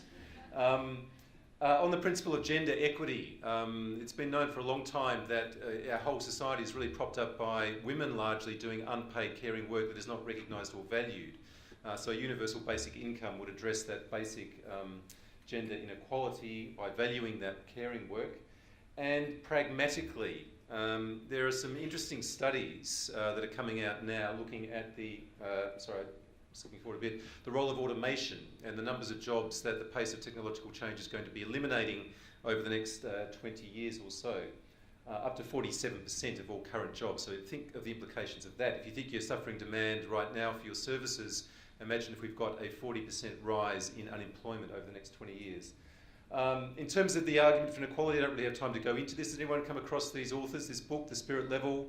Very important reading, I think. It's just really showing very powerfully on the basis of evidence over time and place just how much better countries and societies that are more equal do. Not just health and well-being, but on environmental and social grounds, educational achievement, and a whole range of other factors.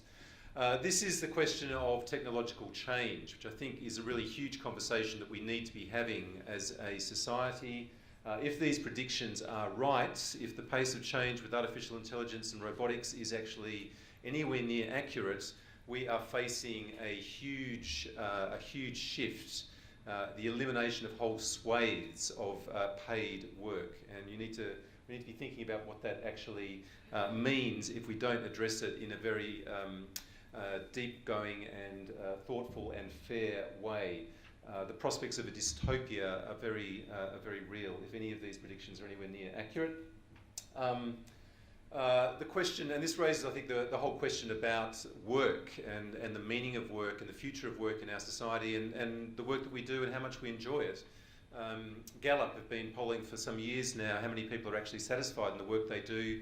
Shows overwhelmingly across the world, most people are not engaged at work, are not fulfilled at work. David Graeber, I mentioned there before, you probably can't read that, but he says huge swathes of people in Europe and North America in particular spend their working lives performing tasks they secretly believe do not really need to be performed. The moral and spiritual damage that comes from this situation is profound. It is a scar across our collective soul, yet virtually no one talks about it. So thinking about the role of the basic income, what it would actually do, people have probably come across this graphic before. Abraham Maslow generated it in 1943, the hierarchy of needs. Here, of course, we're talking about the most basic level of needs, physiological needs, shelter, food, water. But really where we want to be going, and accepting there are critiques of this hierarchy, but what all of us want to achieve really, I think, is fulfillment, a sense of self-actualisation, of meaning and purpose in our life. The crushing burden of poverty is such that it doesn't allow us to do that. I'm going to give them the roundup, so I'm going to go very quickly because I don't have time to talk about that. This is how many UBI programs are actually underway in the world at the moment. It is taking place in more and more places. We've heard about Ontario, about Finland, about Scotland, also India and South Africa.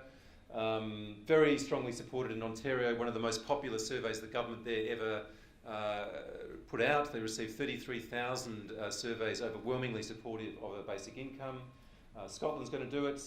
And the experience, the evidence, if you like, of where it's actually been tried and practiced has been overwhelmingly positive, from improvements in nutrition, in diet, in well-being, in education.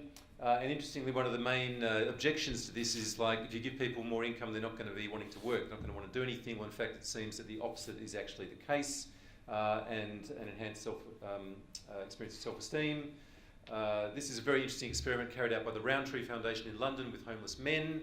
They were given money, and after 18 months, of the 13 that were given money, 11 of them were actually then in housing. That's the Swiss campaign, which I won't talk about, but common objections: too expensive, disincentive to work, lead to inflation, too big and too hard. There are answers to all of those questions, and the last one is too big and too hard.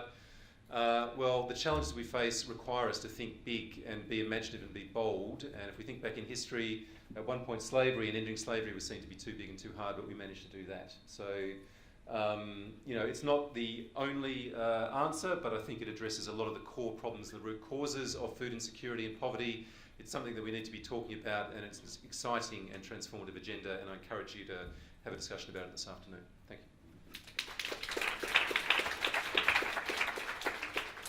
Thank you very much, Nick. Just in the name of time, Nick, are you going to grace us with your presence at afternoon tea? Lovely. So if you have any questions, you can speak directly with Nick. I was just going to ask Sophie if she wouldn't mind putting our presentation up on the screen for us. That would be fantastic.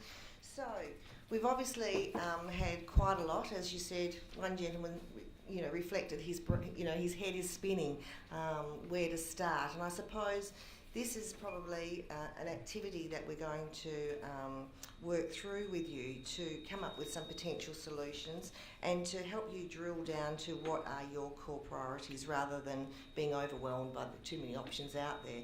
But we certainly hope that, I'm just going to turn this mic off because I think, is that one off there? Okay, lovely. That has actually facilitated some thoughts for you that may resonate directly with your situation at the moment. So what I want you to do as a group for perhaps the next 5 to 10 minutes is look at what the top 2 or 3 challenges you face in your organisation at the moment, and it can be whatever organisation you have, and discuss it with your colleagues that are on the table. And I want you to actually list those priorities down on the paper, and we're going to go through a process of actually prioritising them, but I'll take you through that each step and each process. But if you could actually have a discussion amongst yourself and list the priorities for your organisations, that would be fantastic. And 5 minutes? Okay, I've got 5 minutes. I'm getting the wind up. They've got 5 minutes. They've got 5 You've minutes. got 5 minutes. Excellent. So we've got put this paper On the table, yes. So if you want to brainstorm, maybe even chat with the people on the table about the main challenges that you've got in your sector that you want to talk about. Because we're going to go on and try and prioritise those and then come up with some solutions. So this is that activity that we're doing. Okay? This is your time to do that. Well, I did all mine up there.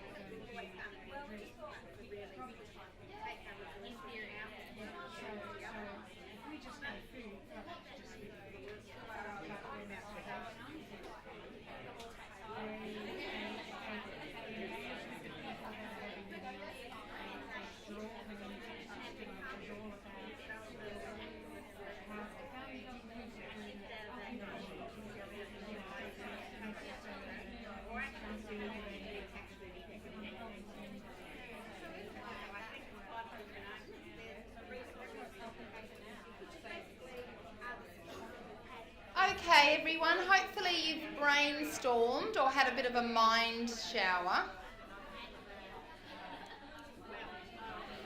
There's a lot of discussion going, but we just need you to stop and just listen for a couple of seconds.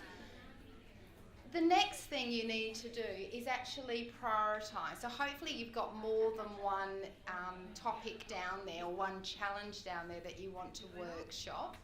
So each person around the table has 3 votes, and you're able to allocate these to as many of the challenges you want. But each person's only got 3 votes.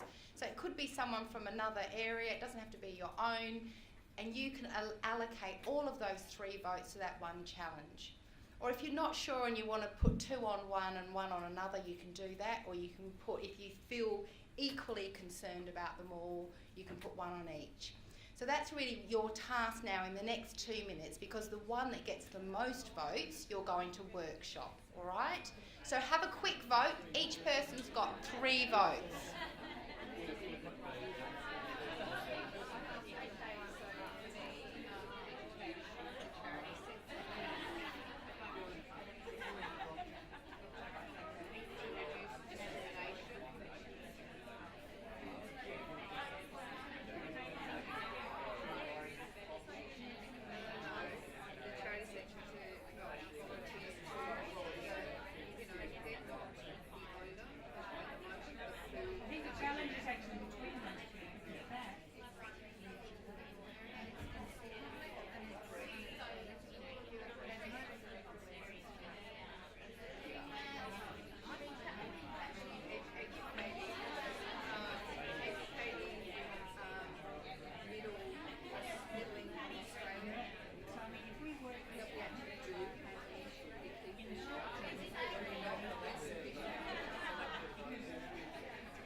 How's everyone going? Have you all voted? A few more minutes.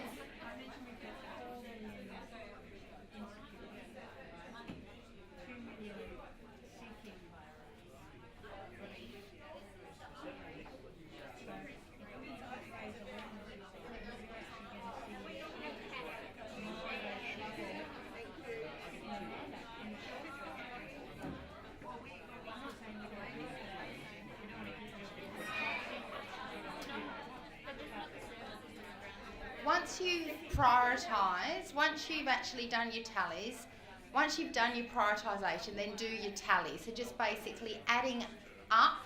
So you're going to choose the top 3 challenges reflected on your table. And then we're going to select the top one of those.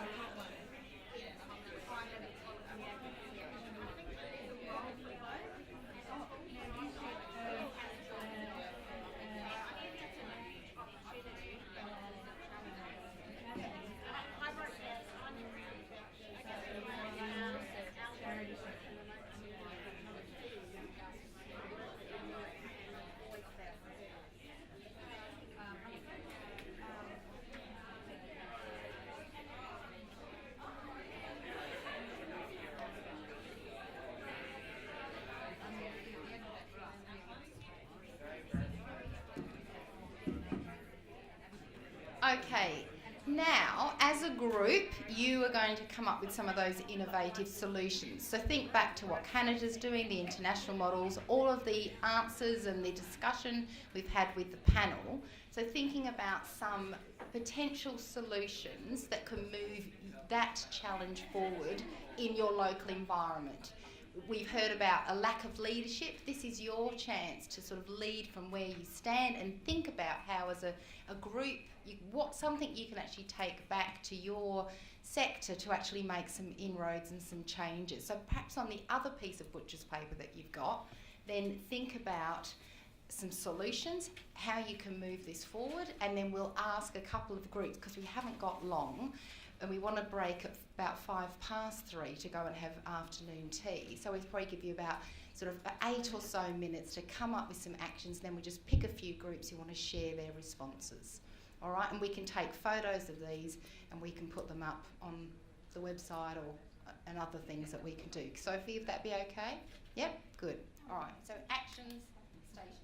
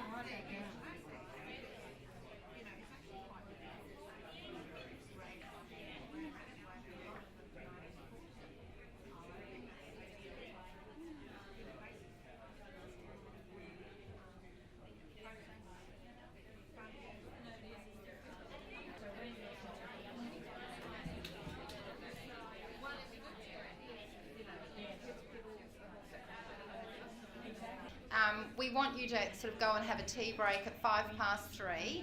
So Tanya's got the roving mic, and what we really want to do is sort of share, if anybody does want to actually share what they've come up with, and we try and get through as many tables in the next couple of minutes before we break for afternoon tea. So I obviously walking around, there's been some great conversations going on. Does anyone want to sort of contribute and share their issue, their challenge, and the action plan that they've sort of come up with, albeit that you've only had a few minutes to do this? I've seen some great concepts around, putting things up on the cloud, social media. Okay. Oh, that's that one. What about Sophie? What about your table down the back there? What have they got going? Yeah, we've got Amy Berry actually. Maybe you want to speak to. Sue's got a mic. Hi, I'm Mary from the.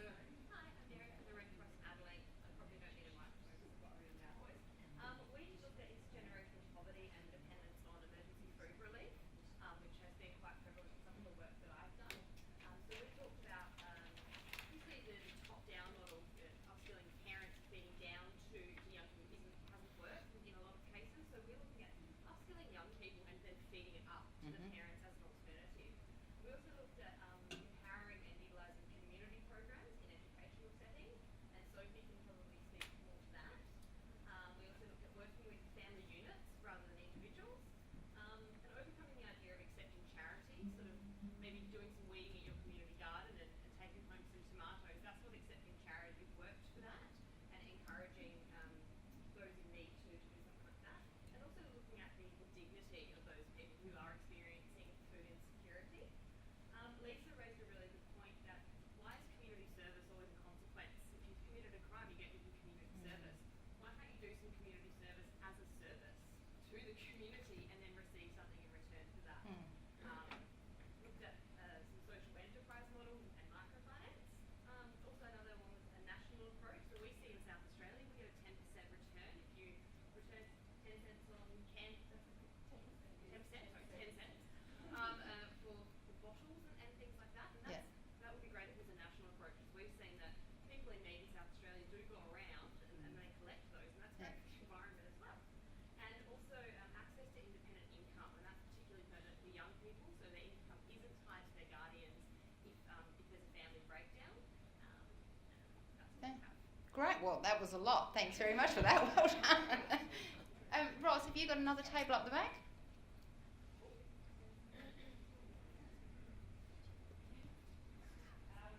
Our issue, we had many, but we prioritised government siloing and a lack of government understanding about food insecurity as an issue. So we came up with some potential solutions. We think there's a definite need for all of the different partners and players and actors to understand their own strategic role in being part of the solution. Similar to Nick's work with the People's Food Plan, there's a need for the health, environment, social services, all of the siloed departments to connect and to see food beyond as a commodity and a potential to make money for Australia, for them to see the role of food as a universal human right. And we also stated the disconnect between the levels of government, so federal, state and local government. We also saw the need to harness the passion of young people and for them to be involved in advocacy, because it's really their future. and the need to capture solutions through evidence and research, partnering with the academia and academic sectors. Great, that sounds fantastic as well. Have we got time for one more, perhaps on the other side of the room, Sue? Yep. Oh, Tanya. Hi everyone. Our main issue that we looked at was rural communities, so it was really around access, so beyond economic access, but looking at physical access to food, transport, all of those access issues that are tied up with rural communities. And the actions that we discussed, we looked at a few different levels. So at that national level, we really looked at the basic income and how that could improve some access, but not all access for rural communities.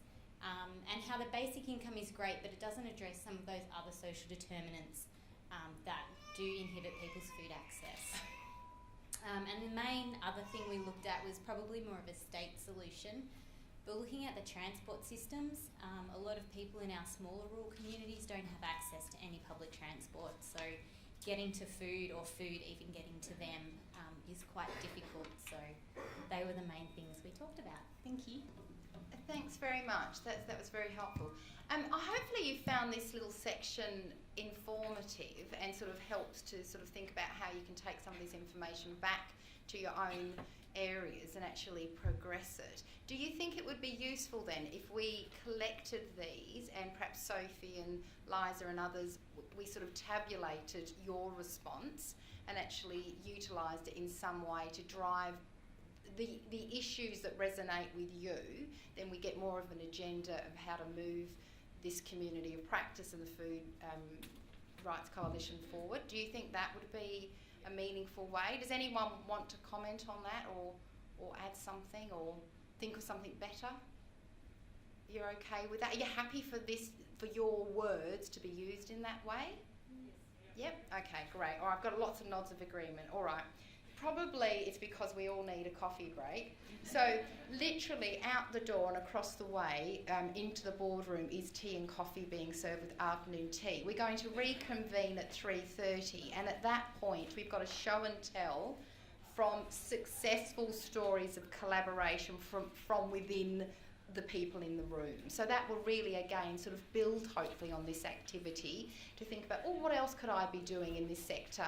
Remembering trying to sort of get some action happening in the own back garden towards the bigger picture that we've had prior to this. So thank you very much so far, and just a round of applause to perhaps to each other for really consolidating and working pretty hard. Thank you.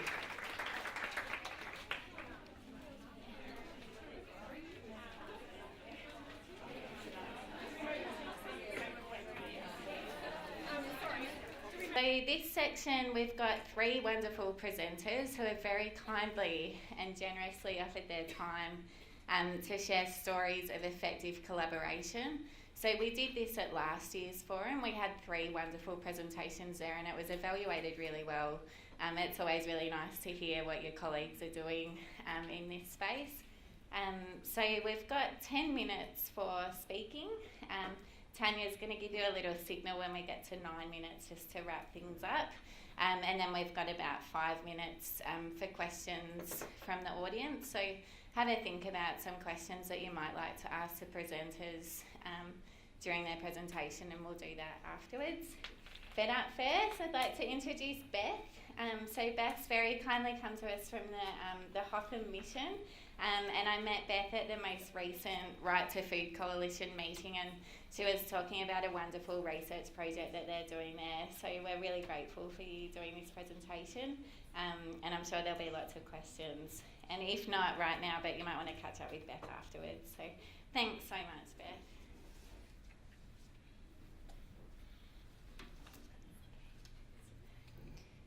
I'll just make sure but yeah, there we go. Cool. Okay. Good afternoon, and thank you for inviting me to come and speak here today at the Right to Food Coalition. I'm Beth Stewart-Wright, and I'm the Programs Manager at Hotham Mission, and I also lead our Social Research Unit. Before we begin, I would like to acknowledge that today's event is being held on the traditional lands of the Wurundjeri people, and I'd like to pay my respects to elders past and present and acknowledge any elders who may be here with us today. The map you see here is the inner northwest of Melbourne, and it's also the general catchment area in which we work. So that includes suburbs like Kensington, Flemington, the border of Ascot Vale, Parkville, and of course North Melbourne. This area, which is 3 kilometres from the Melbourne CBD, is also part of a city which was considered, according to the Economist Intelligence Unit, the world's most livable city. And the area in the ring is also a food desert. That was according to the City of Melbourne in their paper published in 2012, which was their food policy discussion paper. In cities, food deserts exist when residents have restricted access to affordable, healthy food options due to a lack of grocery stores or supermarkets. And it can also be due to the prohibitive costs associated with purchasing fresh fruit and veg in inner city suburbs. And that's really the crux of the issue, impacting the people that we work with at the mission. Availability may be an issue, but income and the gap in policy due to immature evidence bases is really what's driving the issue of prevalence in food insecurity in Melbourne, particularly among young people. So what's Hotham Mission? We're a small not-for-profit which was originally established to help educate children and youth living in and around Hotham Hill area, which is now known as North Melbourne. We work closely with a range of schools and service providers, local governments, and not-for-profits to deliver 11 youth-centric programs focused around 4 key areas: early intervention, poverty prevention, educational assistance, and food relief. As a community development organisation, we take a strong grassroots approach to the work that we do. And what I mean by that is that we're collaborative in our approach, working with the local community. We all know that siloed approaches to addressing complex societal issues simply don't work.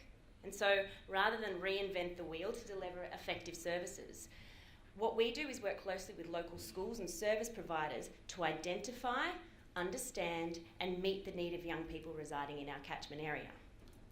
This enables us to develop better targeted service delivery and essentially translates to developing a much more holistic safety net for kids who are most at risk of disengaging in school for issues such as food insecurity. At the 2014 Right to Food Coalition Conference, Karen Beatson from the Thorowal Aboriginal Corporation recognised that a lack of food was having a direct impact on young people's ability to learn. She said, some of the aunties noticed that kids were going to school hungry, and they knew back then that the way to get out of poverty was to get a good education. To get a good education, you needed to have a full tummy. For us at Hotham Mission, this single statement underpins everything that we do. Our aim is to interrupt cyclical disadvantage by ensuring that all young people experiencing hardship and poverty in our area are able to complete their education.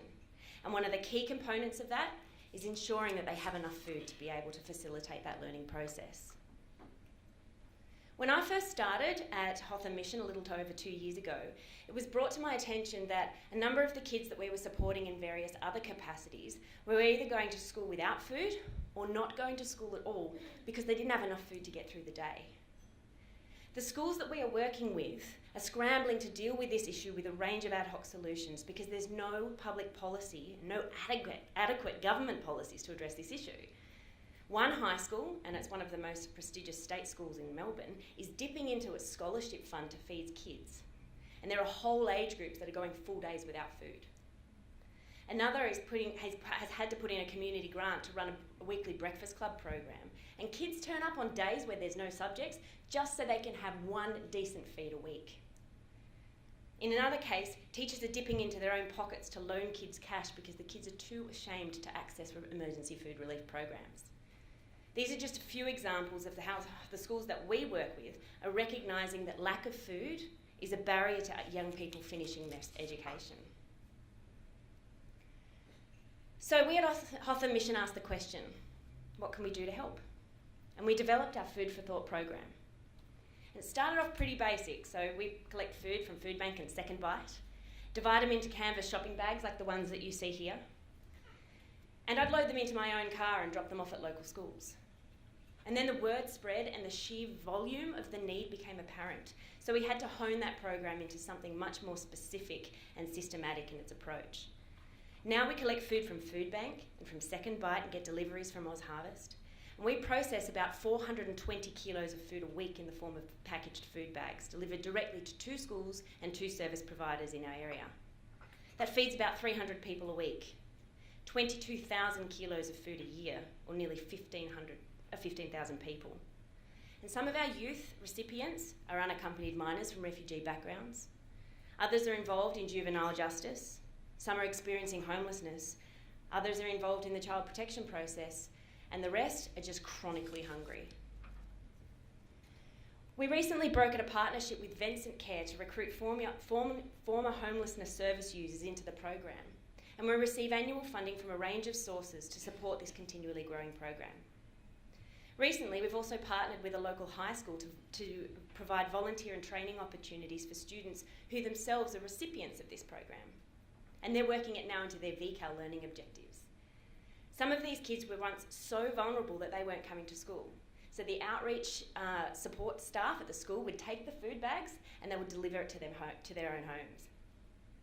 And now the kids are not only completing education on site, they're talking about hope, and they're talking about their future, and they're taking on quality control roles within this actual program. So what we're doing here is much more than just providing food to youth and families. It's directly helping to facilitate learning objectives, and it's changing young lives. As effective as this is, though, we know that this problem is so much bigger than we are. The demand for food relief in the charitable food sector is so much more than what we can sustain.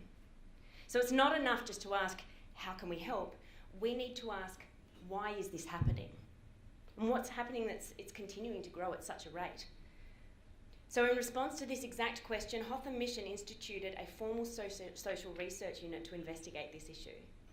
A team of well-experienced, passionate and highly educated individuals have collaborated to drive the research into this topic, and they're all here with me today. It's our objective to understand not only the prevalence of food insecurity, but what coping mechanisms and barriers exist for young people to access supports. Using a mixed method approach, collecting both qualitative and quantitative data, we're addressing the four pillars of food insecurity: access, availability, stability and utilisation, all four aspects of which must be in place for a person to be considered food secure. We know that youth between the ages of 2 and 18 bear the burden of household food insecurity. It's a 5.9% prevalence compared to about 4% of the general population. And we also know that high school aged youth who are food insecure are more likely to disengage from school. This study has been developed over an 18-month period and is unique in its approach to assessing prevalence and experience of youth food insecurity in Australia. And we've based it on validated studies from the World Food Programme, the WHO and USAID. With input from a range of academics and leading actors in the field, we've also incorporated a 9-item access-related tool that is transferable globally and across a range of contexts with this population sector. Our objectives for this research will cover 4 key outcomes. The first is that the results will help actors in the charitable food sector, so people in this room, better understand the issue and develop a best practice model in service delivery. We'll also develop aggregated reports delivered to participant schools that will enable them to have a clearer understanding of the prevalence and coping mechanisms of their students who are experiencing food insecurity. We will use this information to advocate for and inform government policy to address food insecurity among youth, preferably through a targeted schools food-based program. And we'd like to roll out an adolescent food assessment tool, which is transferable across a range of contexts in order to provide better longitudinal data on the prevalence and the increasing severity of youth food insecurity. We believe this is politically feasible. We believe it's realistic and it's achievable. And it's our duty within the charitable food sector to ensure that we can collaborate with both service providers and government to address and mitigate the issue of youth food insecurity. The better we are at collaborating cross-sectorally, the more likely we can, as a community, solve this burgeoning issue. Thank you.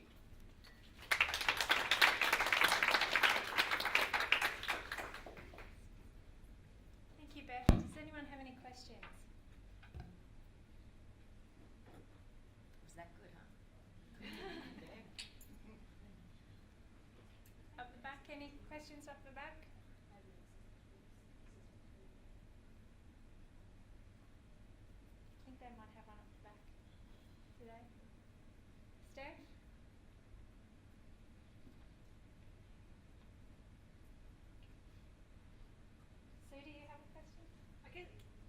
probably like to hear a little bit about the food insecurity assessment tool that for youth that you've been involved in developing and what that might look like. Yeah, so that we've incorporated that, and that was the one that was developed by or used by the USAID, and it's part of the household food security module. So that's that internationally standardised tool that was spoken about before. And we take that, we use that 9-point tool, but we also go a lot further when we're collecting our qualitative and our quantitative data. So we go beyond just that single item access point question, we're covering all 4 aspects. We're just trying to get as much of a well-rounded idea of what's happening on the ground than the data that's currently suggests, because as we know, that single item question is just not capturing the data truly. Any other questions?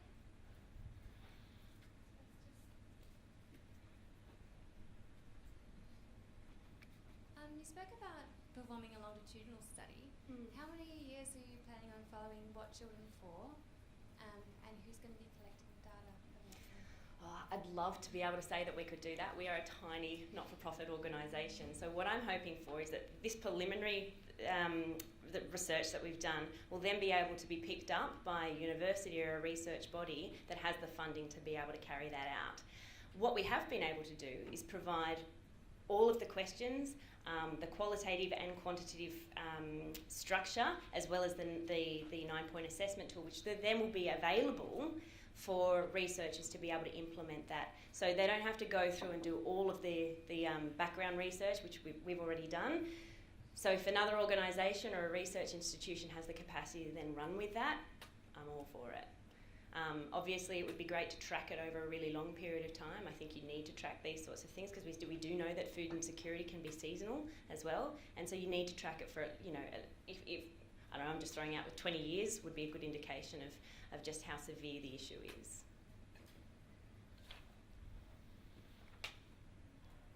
Any more questions?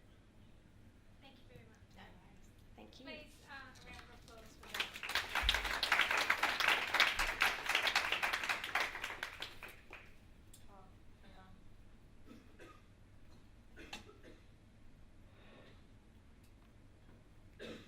Okay, we're just going to get to, where's Sophie? Good afternoon. I love the information that you shared there, Beth, and I definitely want to talk to you a bit later on, because you consider yourself a small not-for-profit, we are a tiny not-for-profit. Effectively, there are 3 of us. And what we deliver out in the sticks in Rowville, for those that think they need a cut lunch and a 6-pack, is a Band-Aid solution to a major problem that's actually in the Knox area. We do 2 things. We respect the people that we serve, and we respect the food that we actually work with. Wrong one. I am technically challenged, so please excuse me.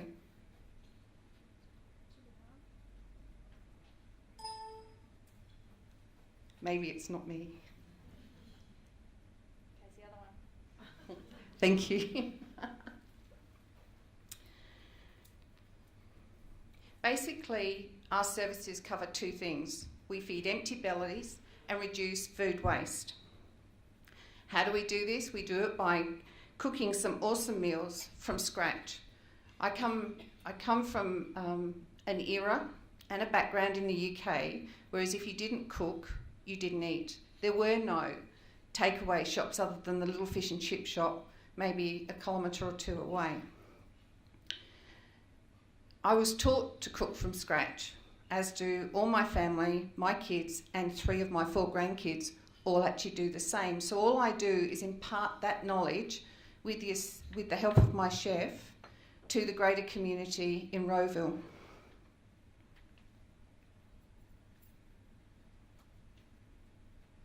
These are some of the people that we work with. Our doors are open to everybody in the community. In actual fact, we're one of the few in Rowville area and the Knox Council area that have no barriers to accessing the meals that we cook. We don't ask for healthcare cards. We don't ask why you haven't got any food. We don't ask why your kids aren't eating. All you need to do is tell me that you need feeding, and all I ask is how many in your family and the ages of your kids. Because a 2-year-old eats a lot less than a 16-year-old.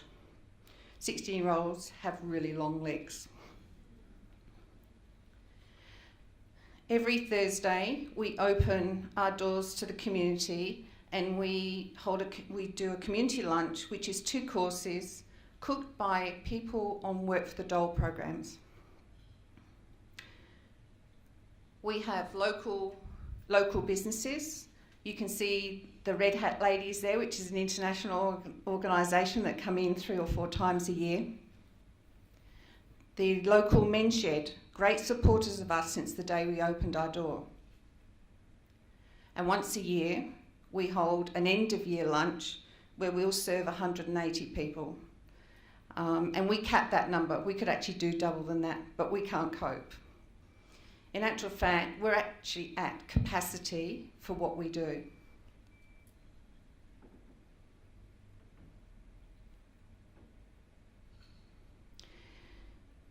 Since operating in the last 6.5 years, collaboration with organisations has been the key for the growth that we've experienced and the ability to actually serve our community. We partner with Second Bite. We work within 6 local primary schools, feeding kids. We talk about the 4% of people that are hungry. I can tell you in the 6 primary schools that I deal with, 62% of those kids go to school with empty bellies. They don't eat breakfast. A lot of them have no lunch. Without us and what we do, even though I still consider what we do a band-aid, without us, there are a lot of families that have absolutely nothing. 3 weeks ago, I had a text message asking me if I could help a family who needed food urgently. The bottom line was a young family at the back of Kuirup, which is not that far from me. The young husband took out the side of his head with a nail gun. The wife, who was feeding her newborn baby and the 2-year-old standing beside her, actually witnessed that traumatic action. The first thought that wife had was, I can't go to work because I've got 2 young children. So the message to me was, Christine, do you have meals? And I said, well, you're lucky because we're actually closed the kitchen to anything else and we're just cooking meals for the local community. So they came and picked up 50 meals that we had made and took them out to the family. That young man is still in a coma with very little brain activity. Who is going to look after those families if I close my doors? Who is going to look after the school children that don't have any food when they go to school? I'm very thankful for the collaborations that we have got, and we've got many.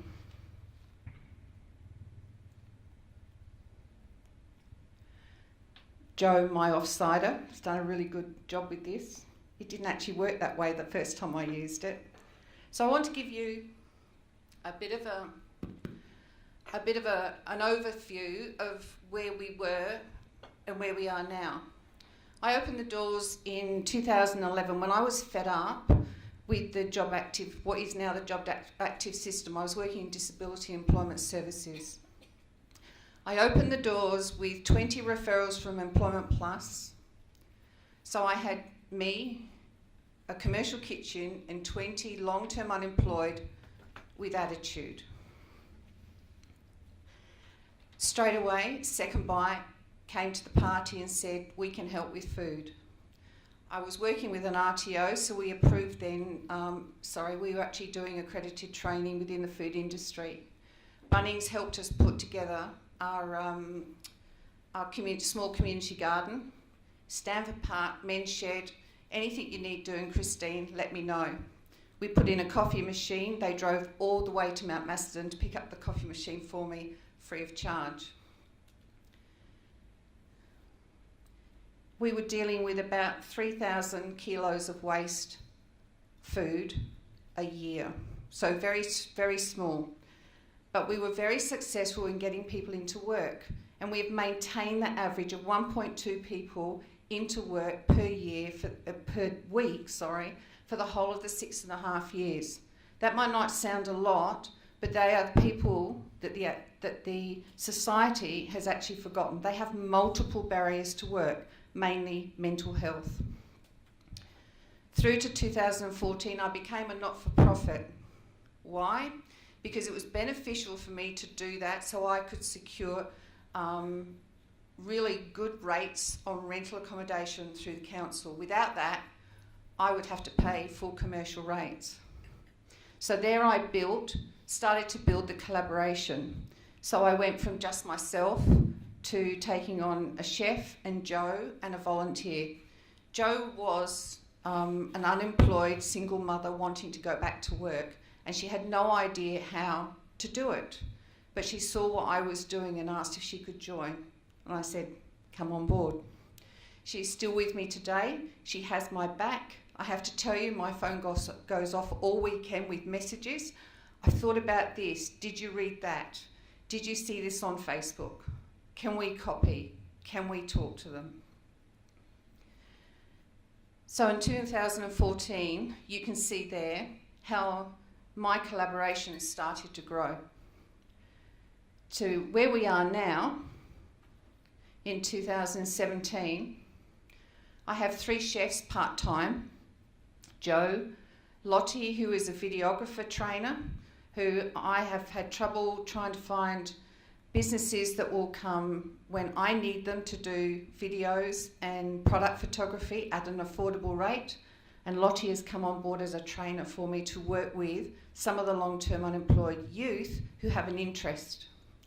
You can see, without me going through them, now my collaboration.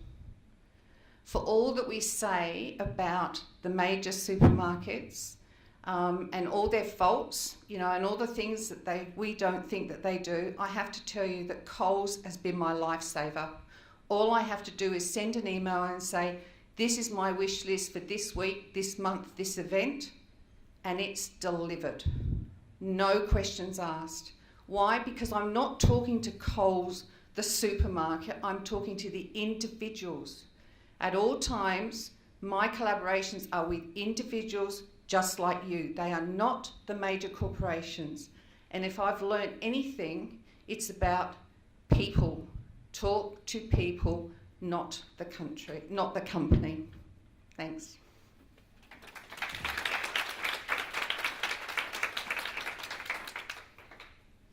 Do we have any questions? I have a question for you, Christine. So I noticed up on here with 7 local primary schools, you run the cooking classes. I just like if you could explain to us about how that came about and how you actually run those cooking classes. Certainly. We work with a lot of the parents in the primary schools or through the primary schools. They won't talk to me direct if they need assistance. So I approached Scoresby Primary School, who are a great supporter of what we do, and said, I want to trial cooking classes, not baking cakes or buns or anything like that, but to cook a meal. So this term we've run, I've taken a chef in with me who's a girlfriend, and we've run 2-hour classes, and what happens is those kids cook from scratch using a wok. We give them knife skills and they use a proper sharp knife. They cook a meal, we put it in a container and they take it home to show their parents what they're doing in school. There is no cost. That is one of our challenges for this year, is to actually find some money so we can continue with other schools, because we're committed to Scoresby Primary School for a whole year. The bonus for me is the kids going home and saying to their parents, I want to cook this weekend, and going with the adult to the shops, because we give them the recipe and they cook it at home. Probably the best outcome that I could have ever asked for was 3 weeks ago, a dad took a son into the principal and said, my son demanded we cook this on the weekend. So what do? I've accessed the parent, who's my target market. I'm just using the kids to get through to them. And we've broken down some stereotype. I'm not talking about mums and daughters. I'm talking about an all-male household, a father and a son. So that makes me really happy. Thank you. Anyone else have any questions? Yeah? Cool. Thank you very much. Thank you.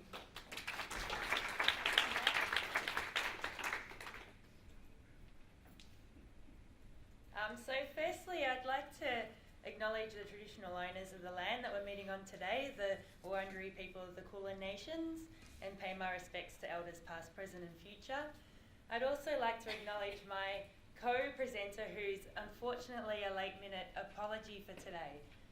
John Jones has helped me prepare this presentation, and he's the chair of the Whittlesea Community Connections Farms to Families Committee, and he thoroughly regrets not being able to be with us today. So acknowledgement to John and all the hard work that he does, and also to the project team at Monash University, we're all collaborating on this evaluation together. Okay, so just a quick snapshot of what Farms to Families actually is. It's a food bank. I should actually begin by saying that Monash University have been commissioned to perform the evaluation for this Food Bank Victoria program. And the aim of it really is to provide people with direct access to fresh, nutritious food in a relaxed, dignified farmers market style environment. Each market has approximately 10 lines and is predominantly vegetables. There's a little bit of fruits, and often than not, there's milk as well. And the aim is to foster community connectivity and to destigmatise the need to seek emergency food relief by providing that real sort of farmers market style atmosphere.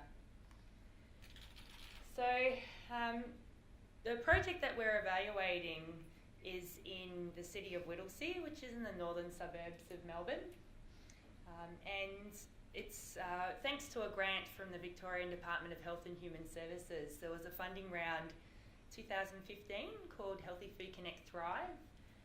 And this partnership consortium were successful in receiving some funding through that program. So our key partners are Food Bank Victoria, the City of Whittlesea, Whittlesea Community Connections and Plenty Valley Community Health. The role of those last two organisations are to refer clients and community members to access food at these markets, these pop-up markets. So how it all works, there's been 7 markets thus far, and they've been held in the suburbs of Bundoora, Thomastown and Mernda. We have funding at the moment until the middle of this year from the Department of Health and Human Services, so there's 2 more markets to go. There's been a gradual increase in attendance at these markets, and there were up to approximately 180 people coming along to each pop-up market. The local coordination is by a team of volunteers, so John Jones is the chair of that volunteer committee, and that's managed by Whittlesea Community Connections. And there's a real focus in the Whittlesea region for running. I must also admit that Farms to Families program doesn't just operate in the city of Whittlesea, it's a much broader program in Victoria. And at the moment, they're running markets almost weekly in regional Victoria and metropolitan Melbourne. So the Whittlesea Community Connections Committee and the steering group team have really worked on some strategies to ensure that there is that sort of market feel and the atmosphere is suitable, it's dignified, and some of the things that they've come up with and have been implemented include seating, tea, coffee and hot food, activities for children, access to recipes, vegetable seedlings, health information. So Diabetes Victoria have come along on 2 occasions and provided translated health information. Entertainment, there's been music, and also a lot of talk and planning to avoid queues. So just with regards to the evaluation design, we've employed case study methodology, which is an exploratory methodology for investigating causal relationships between a phenomenon and the context in the environment where it occurs, taken from the perspective of those involved. And the overall aim of the research is to explore the experience of the Farms to Families program from the perspectives of all stakeholders, so volunteers, participants and staff. We have 3 main research questions. So how does the Farms to Families program operate in the city of Whittlesea? More process sort of measures. There's a big focus on partnerships and volunteering. So our next research question is, how has the Farms to Families program consolidated partnerships in the city of Whittlesea? And what impact is Farms to Families having on food security in the city of Whittlesea? So we've got, given its case study methodology, we have a range of methods. We actually have another one. We've got a sort of an ethnographic approach where members of the research team actually go to the markets and experience it themselves and take notes. But I've conducted 19 key informant interviews. They're done. Finished those at the end of February. And they were with a range of stakeholders, so members of the steering committee, some emergency relief organisations in the city of Whittlesea, the volunteers, both corporate volunteers from Food Bank and also community volunteers, or the project funder, Department of Health and Human Services. I think they're the main ones. Also document analysis, so having a look at all the meeting minutes, having a look at all the project plans, all the documentation is coming my way just to sort of tell that overall story about how the program has been implemented. We're also, a member of our team is a health economist, Nicole Black, and she's helping us with a financial analysis too. So just looking at cost-consequence measures. It's not my area of expertise, but she's sort of looking at the cost inputs and looking at some outputs, for example, the kilograms of food that's being distributed, how well that's meeting nutritional requirements, also the costing it out if it's just the staff, but also really valuing the input of volunteers, costing out their time as well. And one that I'm really going to focus on today, given that my expertise is in qualitative analysis, is photo voice, which we've been just starting to embark on. So photo voice has been used a little bit with more marginalised community groups, including Aboriginal people and people seeking asylum. It's been actually used to explore food insecurity issues, and it's an empowering methodology for engaging population groups such as those I've just mentioned. It really can act as a conversation starter, and basically what it is participants take photos of their experience with an initiative like Farms to Families, and they take photos of what's meaningful for them. So we don't outline the types of photos they should take, it's up to them. And it's a collaborative approach to evaluation, hence it's in being empowering. So we're involving members of we're involving our volunteers in this process. They're actually going to help us conduct the focus groups because they have that rapport with the community members that we as researchers don't. And we're going to explore those 3 research questions, but also have a think about the social benefits as well, and not just those real tangible sort of food security measures. So there's 3 steps to photo voice. So we've already had our information session, and we've got 8 people signed up. We've actually got 3 Arabic-speaking women, we've got a Persian-speaking woman, and then the rest are English speakers. And right now they're out and about taking photos. So there was a Farms to Families market 2 Fridays ago, and Sue went along to that market. They were all there taking photos. And we've actually got our first focus group on Wednesday, so I don't have any photos I can share, but we'll be asking them questions about their photos, or actually getting them to tell the stories that go along with the photos that they've taken. Just because City of Whittlesea is a very multicultural area, we're very mindful of that. We've got interpreters coming to our focus groups. We've translated our information forms into languages, so we're again being very mindful of that need for cross-cultural communication. A general question that we've asked as part of Photo Voice, so what does the Farms to Families pop-up market mean to you and members of your household? So this is just thinking about the sorts of photos that they could be taking. They might be taking photos of their access to and from the market. We know that access is a measure of food insecurity, access to food. Their experience at the market, whether these add-ons are actually valuing, whether they're appreciated, how that adds to the atmosphere. The storage of produce, if they're having any difficulty storing produce. The meals, obviously, the meals that they're preparing. We'd like to get a sense of how long it lasts as well, if it lasts for just a few days, if it lasts for a couple of weeks, whether anyone's using the recipes. What do meal times look like? Are they eating by themselves? Are they preparing meals? Are they sharing it with members of their family? Any produce that's unfamiliar to them that might be wasted or given away?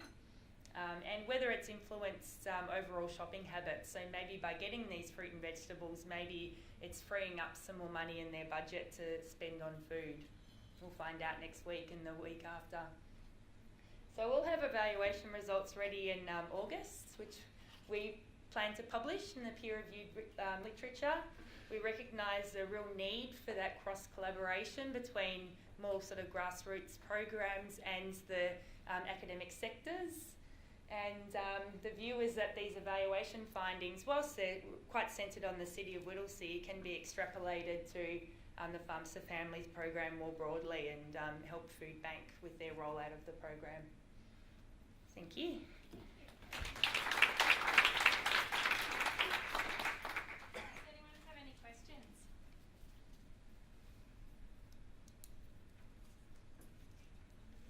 Oh, yeah. How do you incentivise people to be part of Photo? Yep. So we're giving a $50 grocery voucher, and they all said that they wanted a Woolworths one. So, and yeah, I think that's very important. Given that it is quite a time requirement, taking well, they went to the initial information meeting, which was about an hour, taking photos, and then the follow-up focus group is 2 hours. So, yeah, $50 voucher.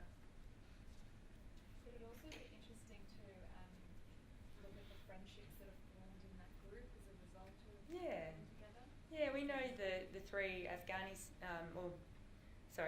the Arabic-speaking women knew each other. So we can explore that definitely next Wednesday. Yeah. Any other questions? Julie, you mentioned the funding, you've got funding to run the markets, is that correct? Yeah. Well, the consortium do and it's until June this year. So what happens to these markets when that funding runs out and to the experiences that these people have? Yes. When that runs out, do you have any plans to extend that? We're the evaluators, so we've been asking that exact question as part of our key informant interviews, trying to get suggestions for how this model can actually continue beyond the funding, which is due to cease in the middle of this year. So it might be more a question for the partners, like Food Bank Victoria, for example, but we are looking into some recommendations, maybe I know the corporate sponsorship, But there's also other models operating in the city of Whittlesea, like the community grocer, for example. So yeah, it will be part of our recommendations is what to do beyond the middle of this year. Okay. Yeah. Does anyone else have any questions? Thank you, Julian. Thank you.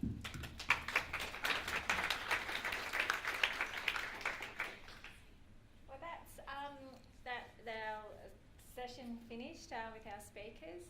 We're now going to move on to the next section. Oh, am I getting a signal from the back for us? Oh, we have some little thank you gifts for the three speakers. Liza's coming to drop them around.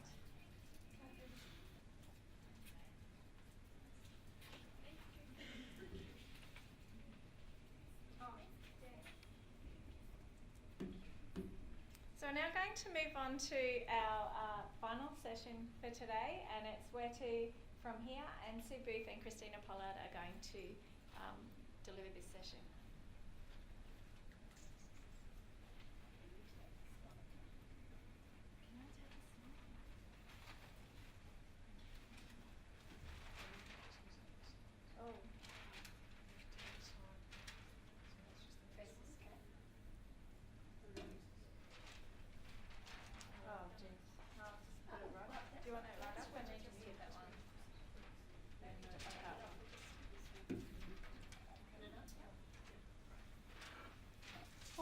Now, we're on the home stretch. Still awake? Still with us? Okay. Christina and I have got the rather challenging task of trying to distill some of the elements and challenges that we've heard this afternoon. And really it's been quite difficult. As somebody said earlier this afternoon, it's been a head spin. We may not have captured all of the challenges, but I think we've tried to sort of concentrate them, if you will, to the things that we heard most. Christina, unfortunately, has picked up a lurgy and is a little bit croaky. So I'll be doing most of the talking. Christina will be nodding and nudging me when I miss things. So bear with us. Oh, you're going to point. Okay. Be like the game show hostess. Okay, so I think the first thing that we picked up on was the conference theme, the Congress theme actually, around visions, voices and action. And so I guess what we heard this morning was that, or this afternoon, was that there is no sort of clear vision. So we've labelled it voices, which we heard lots of, actions, which we've heard a few of, and then a vision. So I think if we get clear about what it is we're hoping to achieve, that vision should fall out. The first thing that really resonated for us both this afternoon was Russell's point right at the beginning of the panel discussion, the vacant seat at the table. And there's a saying in qualitative research around vulnerable populations that goes something along the lines of nothing about us without us. So I think that was touched on in this afternoon. People acknowledged the importance of the voices from the field and the people who are the charitable food service users. We talked about dignity and being able to maintain people's dignity in the face of desperation and being presenting themselves for food assistance. So it's about how do you sort of try and keep people's dignity intact. So what we've tried to do here is to distill the issues. So I guess the first blob of issues, that's a highly technical term, years at university, the first blob of issues is around food systems. We're deliberately separating these two because I know we talked about conflating the issues of food waste and food charity. But it seems to us that what we heard loud and clear this afternoon is that there are food system issues. And Sarah Pennell eloquently highlighted them on the panel. So, you know, it's about efficiencies in manufacturing mean that production overruns are being reduced. We've got new players coming into the field. So part and parcel of this is that sources of food production overruns, which ultimately end up in food bank and food charities, are becoming tighter and harder to get hold of. So the food system as we know it is changing, it's evolving rapidly. The second issue, just nudge me if I forget anything, the second issue was really about the food charity issues.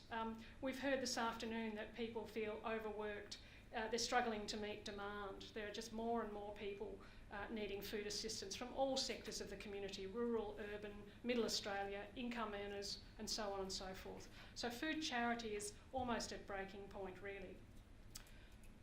So I'm going to go down the left-hand side of this bit of butcher paper first, which is really all the issues and key concepts. And then on the right-hand side, we'll have a look at some of the solutions and ways forward that we've heard this afternoon.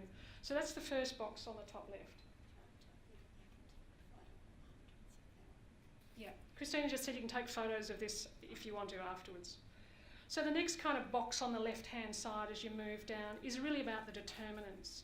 So we made the point this afternoon that there seems to be limited understanding of the determinants of food security, both by politicians and other players in the field. And then I guess the next sort of band underneath that is really about issues that kind of stretch across both determinants and issues. So they're kind of a thread or a theme that runs across the discussion this afternoon. So it's complex, it's multi-layered, it's multifaceted. It's what they call a wicked problem. So there's lots of layer upon layer upon layer. We do have policy silences at the moment, and by policy silences I mean that we don't have policy leadership from the federal government. As you know, at the moment we don't have a national food and nutrition policy. So as well as policy silences from the federal government, there's also a lack of political engagement around this particular issue. We also, I think, this afternoon touched on this issue of, well, we've always done it this way. We've always had food charity and that's just the way it is. And I think, I can't remember who made the point, but we are tolerant of the current status quo. There's no kind of sort of moral outrage about poverty. Limited leadership was an issue that came up from many discussions this afternoon. There's no clear way forward, there's no clear vision, and there's no clear leadership. And a lot of issues do good work and they're locally focused, but I think what we probably need is more national action and more national crystallisation of some of these moving parts.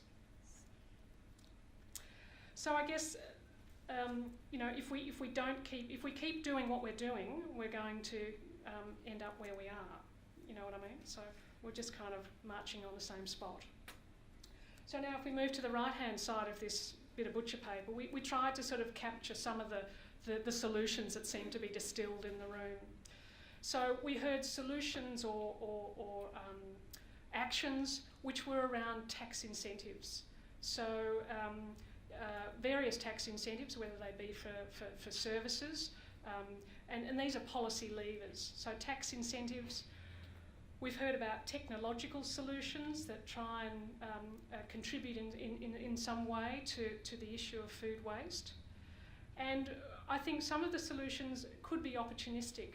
I mean, one of the things that struck me was Sarah Pennell's conversation around meeting with the federal government and talking about food waste. Food waste is on their agenda to do that sort of policy discussion piece. So, you know, it strikes me that, you know, we all have opportunities where if we're talking to people we can sort of say, you know what, food waste is really important, but actually it's part of a broader picture, and the broader picture is food poverty and inequity. So it's about seizing those, you know, windows or fragments of opportunity where we can all sort of make a point and try and educate people around us and say, well, you know what, that's actually not quite the case. So in terms of the determinants and that limited understanding, I think, you know, if you can't measure it, when you can't measure it well enough, it doesn't exist. So it's very convenient that we just have a single item questionnaire that's administered intermittently. And I think that was a point that the Canadian colleagues have touched on as well. So what we need is routine monitoring with a robust multi-item questionnaire. The USDA Household Food Security Measure would be the one to use. It's the gold standard. It's used internationally. So if we were measuring this thing properly, we'd be able to get a handle on it a bit better. And I think in doing that, that gives us the basis for sound advocacy work. It gives us the basis to move forward. And I think what we probably only see at the moment with our current measurement system is really only the tip of the iceberg. So in addition to that, what we really need... In the monitoring, yep. We're looking for... sorry about this. In the monitoring, we're looking for innovative solutions as well, and an evaluation of them. And whatever intelligence or information we collect, we need to be able to simplify it and put it in a package that's understandable and useful by government. So that's how that system, that's what we heard about how that system should work.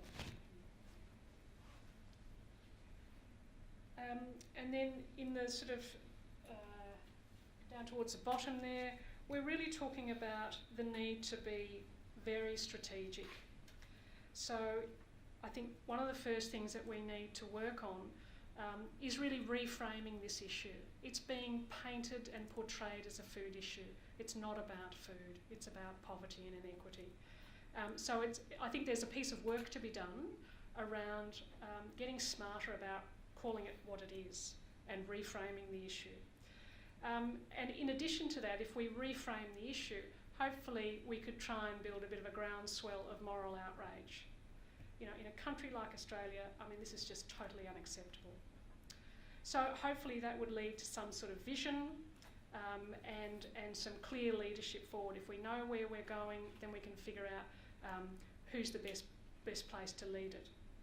And leadership might occur at multiple levels. You might have leaders in local government, you might have leaders nationally, and leaders locally. In terms of advocacy, advocacy is great, but I think we need to be absolutely clear what are we advocating for and by whom. And the other thing that was loud and clear this afternoon was the importance of collaboration. I mean, Nick Rose talked about broad-based coalitions. We've seen it, these grassroots movements and these groundswells of action. We've seen it in the lock-up movement. I mean, there are models that demonstrate that it works quite well. So, yeah, go on. What we did discuss is that because we don't have a vision for what we want and what the end point should look like, we can create that and then we can develop the strategy to deliver it. The vision is probably going to be around food security or something like that, but that's something that we need to work out and agree on, and then the rest of the strategy should fall out of that. So, you know, we really need to start thinking about what is it that we're trying to achieve by what we do, and there's many different, you know, opportunities here.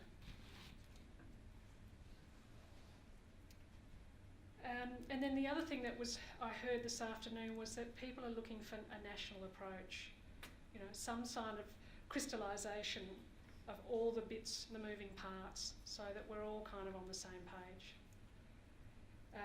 And so I guess that then leads to a proposition that we wanted to float with you this afternoon, and that is, in order to kind of keep this on the agenda and to keep these conversations going, we wondered whether or not, by a show of hands, if people would be interested in some sort of national conference around food charity, food insecurity, and we have to work it out. But I think there are broader conversations to be had, and this is a complex issue. It's not just about food waste and food charity. There are lots of other players that are involved. We've talked about unaffordable housing, we've talked about unemployment, underemployment, all these kind of social policy issues that all kind of feed into this particular scenario. So would people be interested? Show of hands. I think that's a yes, Christina. I think, following on from the World Public Health Congress, food insecurity is a public health issue, but there's lots of players. So a food insecurity or food security conference may have an ag stream, a social sector, I can't speak, stream, and, you know, certainly what's working, measurement, you know, like quite a complex thing that we can create in partnership with some of the big organisations who run these types of conferences. So it would be quite an opportunity for us to raise the profile of the issue and maybe the solutions. All right, so that was sort of our attempt to kind of crystallise what happened this afternoon. Any comments or questions before we move on to the final activity? Anything. Screening of missions, stuff we left out.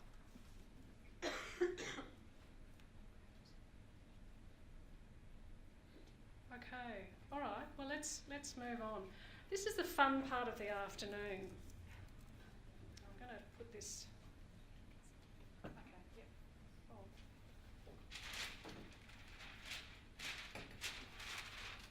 Thank you for that.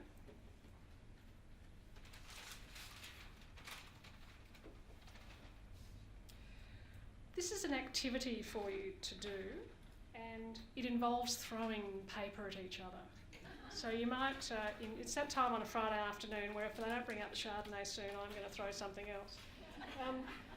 So we've talked a lot. So I guess it's time for you guys to perhaps have a little bit of a reflection of the proceedings of this afternoon and think about, well, you know, based on what I've heard this afternoon, what could I do? What could I do in the coming weeks after this forum? For example, you might set up a coffee with your counterpart in a neighbouring agency. You might go and have a coffee with your equivalent at the Salvation Army. You might ring up, you know, a colleague to discuss an aspect or get your heads together around sharing resources. I don't know. It's entirely up to you. But it's that notion of just trying to not just let this slide or just distill and nothing happen from it, but it's about moving forward. So what I'd like you to do is grab a piece of paper and write one, or if you're feeling really enthused, maybe 2 actions clearly on your piece of paper, and your contact details, your name. Yeah, there's pads on your tables, I think you'll find. And if you've got your smartphone handy, write down your 1 or 2 actions and take a photo of it so you've got it, so that you don't forget what you're going to do next week, next month, whenever. And then I want you to scrunch up the piece of paper and I want you to hurl it at somebody else in the room. And then once we've done a bit of hurling, we're going to get people just to read out a couple of the balls of paper that they've managed to catch, and we'll ask the person who wrote those actions to perhaps elaborate and explain a little more about what their thinking was. Does that sound clear? All right, well I'll give you a few minutes and then I'll check in with you and see if you're ready to chuck paper around the room at each other.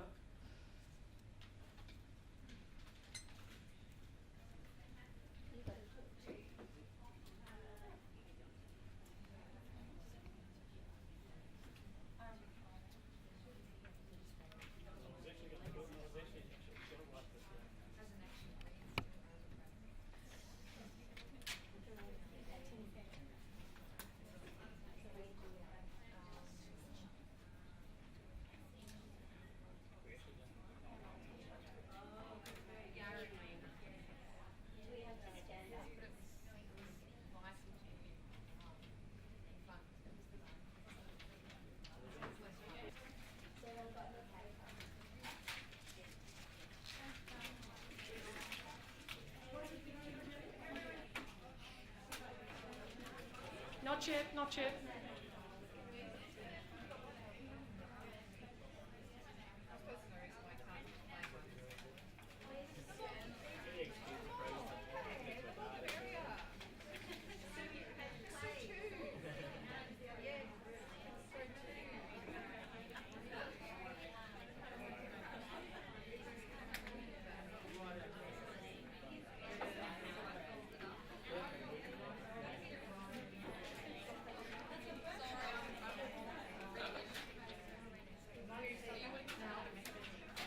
Possibly.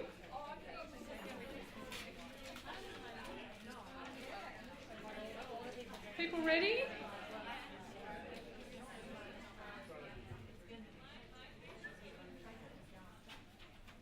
Can you please please raise your hand with your scrunch paper in it if you're ready to roll. Those people who aren't ready, please write faster. And we're going to do a countdown. I'm going to count you down, and then we're going to throw scrunched up balls of paper at each other.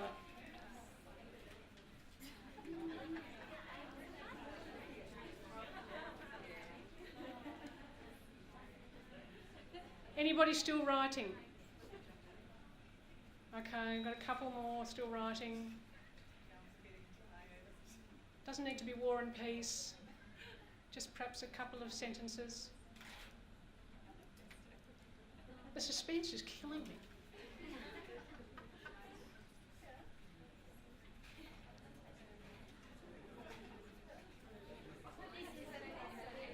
Are we good?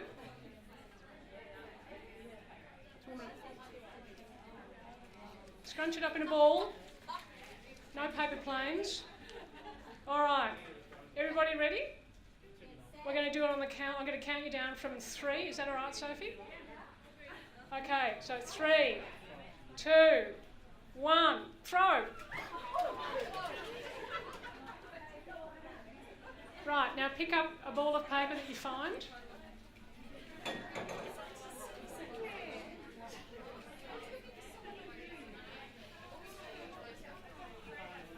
And what we're going to do now is we're going to go around each table and we'll just ask a volunteer to read out one of the pages. Yeah. Can we have a roving mic, please? Oh, good. That's all right. Ready? Hello, everyone. Quieten down the back, please. So Emma, please. Consider how what was shared today can influence my research. And that's Emma. Okay, Emma, where's Emma? Emma, could you say a few words to that, please? So my PhD research is looking at food insecurity in rural older adults. So I guess the main thing I was really surprised to hear from the Canadian perspective was their focus on income, whereas to me there's so many other determinants that influence people's food insecurity. So that was just something for me to really take back and think about and see how I can incorporate that, or whether it is something I need to consider more as part of my research. All right, lovely. Thanks, Emma. Let's be random about this and not go through table by table because it'll just be death by paper cuts. Let's jump right to the very back table and have somebody pop up from there. Okay. There isn't a... I can yell that. Yeah. There's no name, but it's Action Forum. Consider National Forum idea. Think about how to be involved in the development of it. So did everybody hear that? Think about a national forum and be involved in the national forum. And who said that? Ah. Do you want to say a few words to that? Yeah, I just thought that was a really good idea to keep the momentum of today going, and I was thinking about those concepts of having agricultural people there and scientists and people from the emergency food relief sector, and yeah, I would kind of love to be involved maybe from a younger person's perspective as well, so if there's any opportunity to be in, I am. You're in. Oh, thanks. We'll get you on the organising committee. All right. We've got another person this table, yep. Talk to my team leader about the discussion today and how it could influence our food access work and future planning. Okay. Jacinta?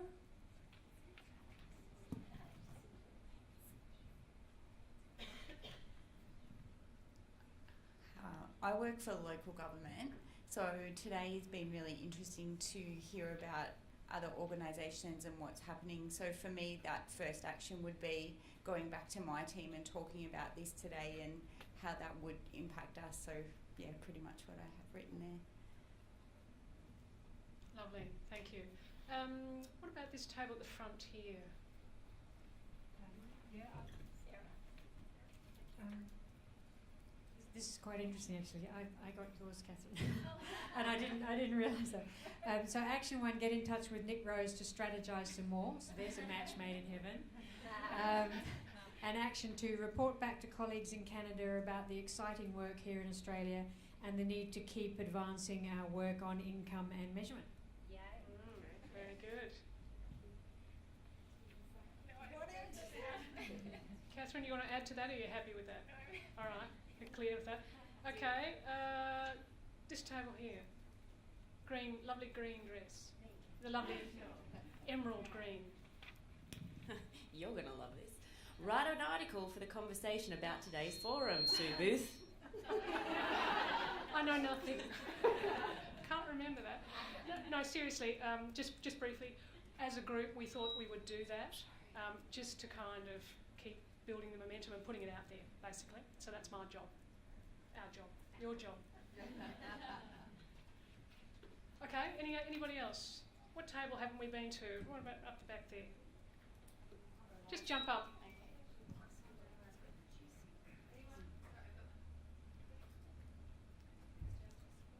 Read more closely about the implications of a basic income on food insecurity. Maybe write a paper on this for my uni course in public health and forward to participants. Emma. Okay, Emma, where are you? So I'm studying nutrition and dietetics, and lovely Sue here is one of my lecturers. I have to write a paper on a public health advocacy issue, and I've been kind of inspired by today. Forward to politicians was the last bit, so just kind of taking it that extra step. Okay, lovely. Thanks, Emma. Now, has anybody got a really juicy one? Just run really fast to the truck bar. Who said that? All right, is there anybody else we haven't perhaps covered? This table here? We haven't done you, have we? Just jump up. Yeah. I've got one here which is really interesting that I should pick this one up.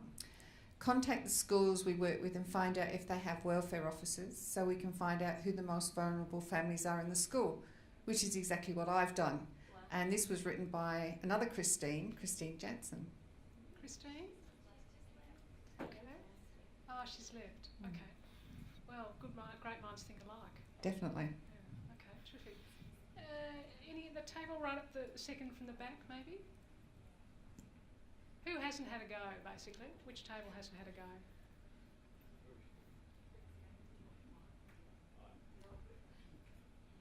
This one's from Megan Orchiding. Thank you. Evaluate and research collaborative partnerships. Okay, Megan, evaluate and research collaborative partnerships. So we're a fairly new organisation, and our main model is using food as a vehicle for social change, personal development, so people can get into meaningful work and have income security. So we, as being so new, we're finding it very difficult to find partners that are willing to collaborate with us, because as we heard here, the income security aspect is not sort of widely understood in terms of food security. So we really need to get further stuck into that and to try and reach out to other organisations which we didn't know existed and are here today. Okay. And Megan, can you just tell us which organisation you represent? It's Foodworks Australia. Foodworks Australia. Okay, thank you. Thank you very much. Have we not heard from anyone? Who hasn't had a go? Which table? Everybody's had a go? All right. One here? Okay, good. So I've got attend a roundtable government discussion hosted by the Pratt family, attended by government departments, to discuss poverty and a basic income fund, which is Simone and second by. Simone? So I am going to it, but I was looking at the agenda and I haven't talked about that issue, which I have got Minister of the Agriculture and the Environment.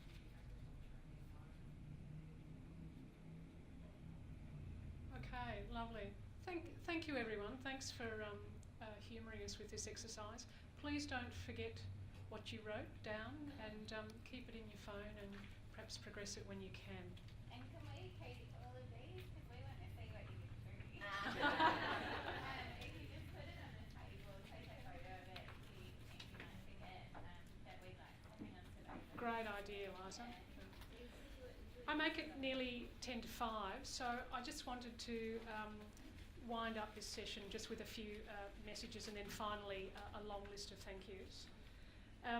If you haven't already, please consider joining the charitable food sector community of practice. We have a website that you can go to. It's free to join, and you'll find all sorts of interesting bits and pieces on the website.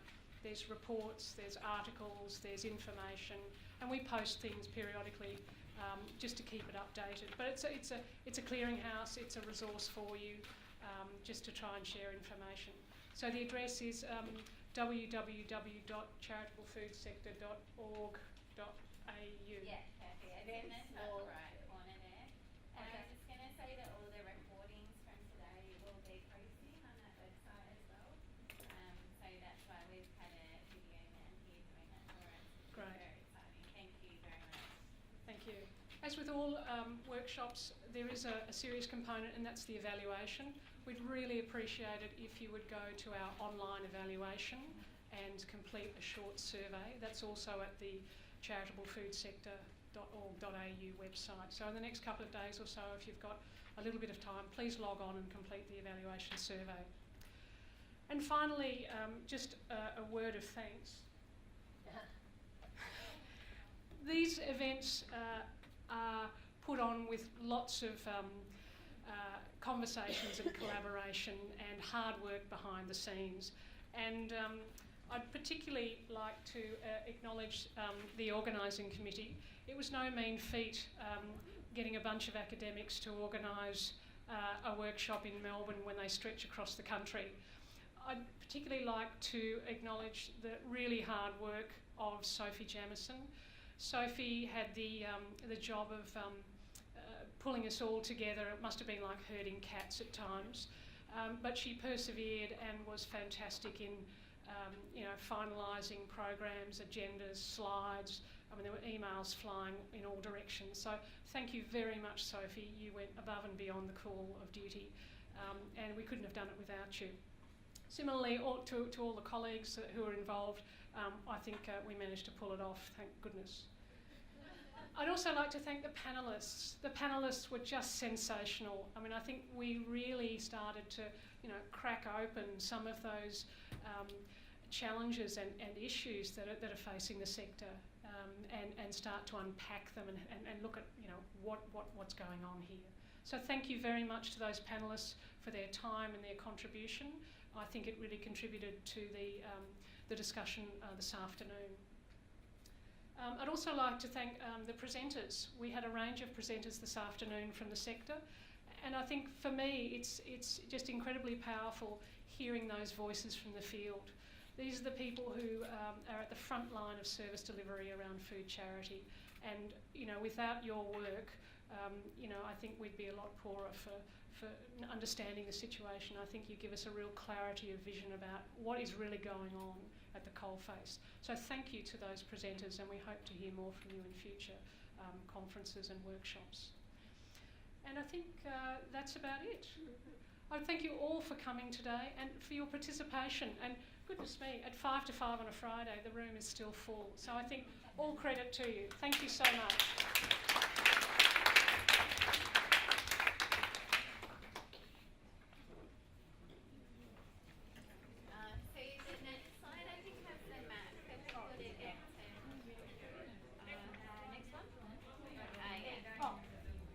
One other important announcement.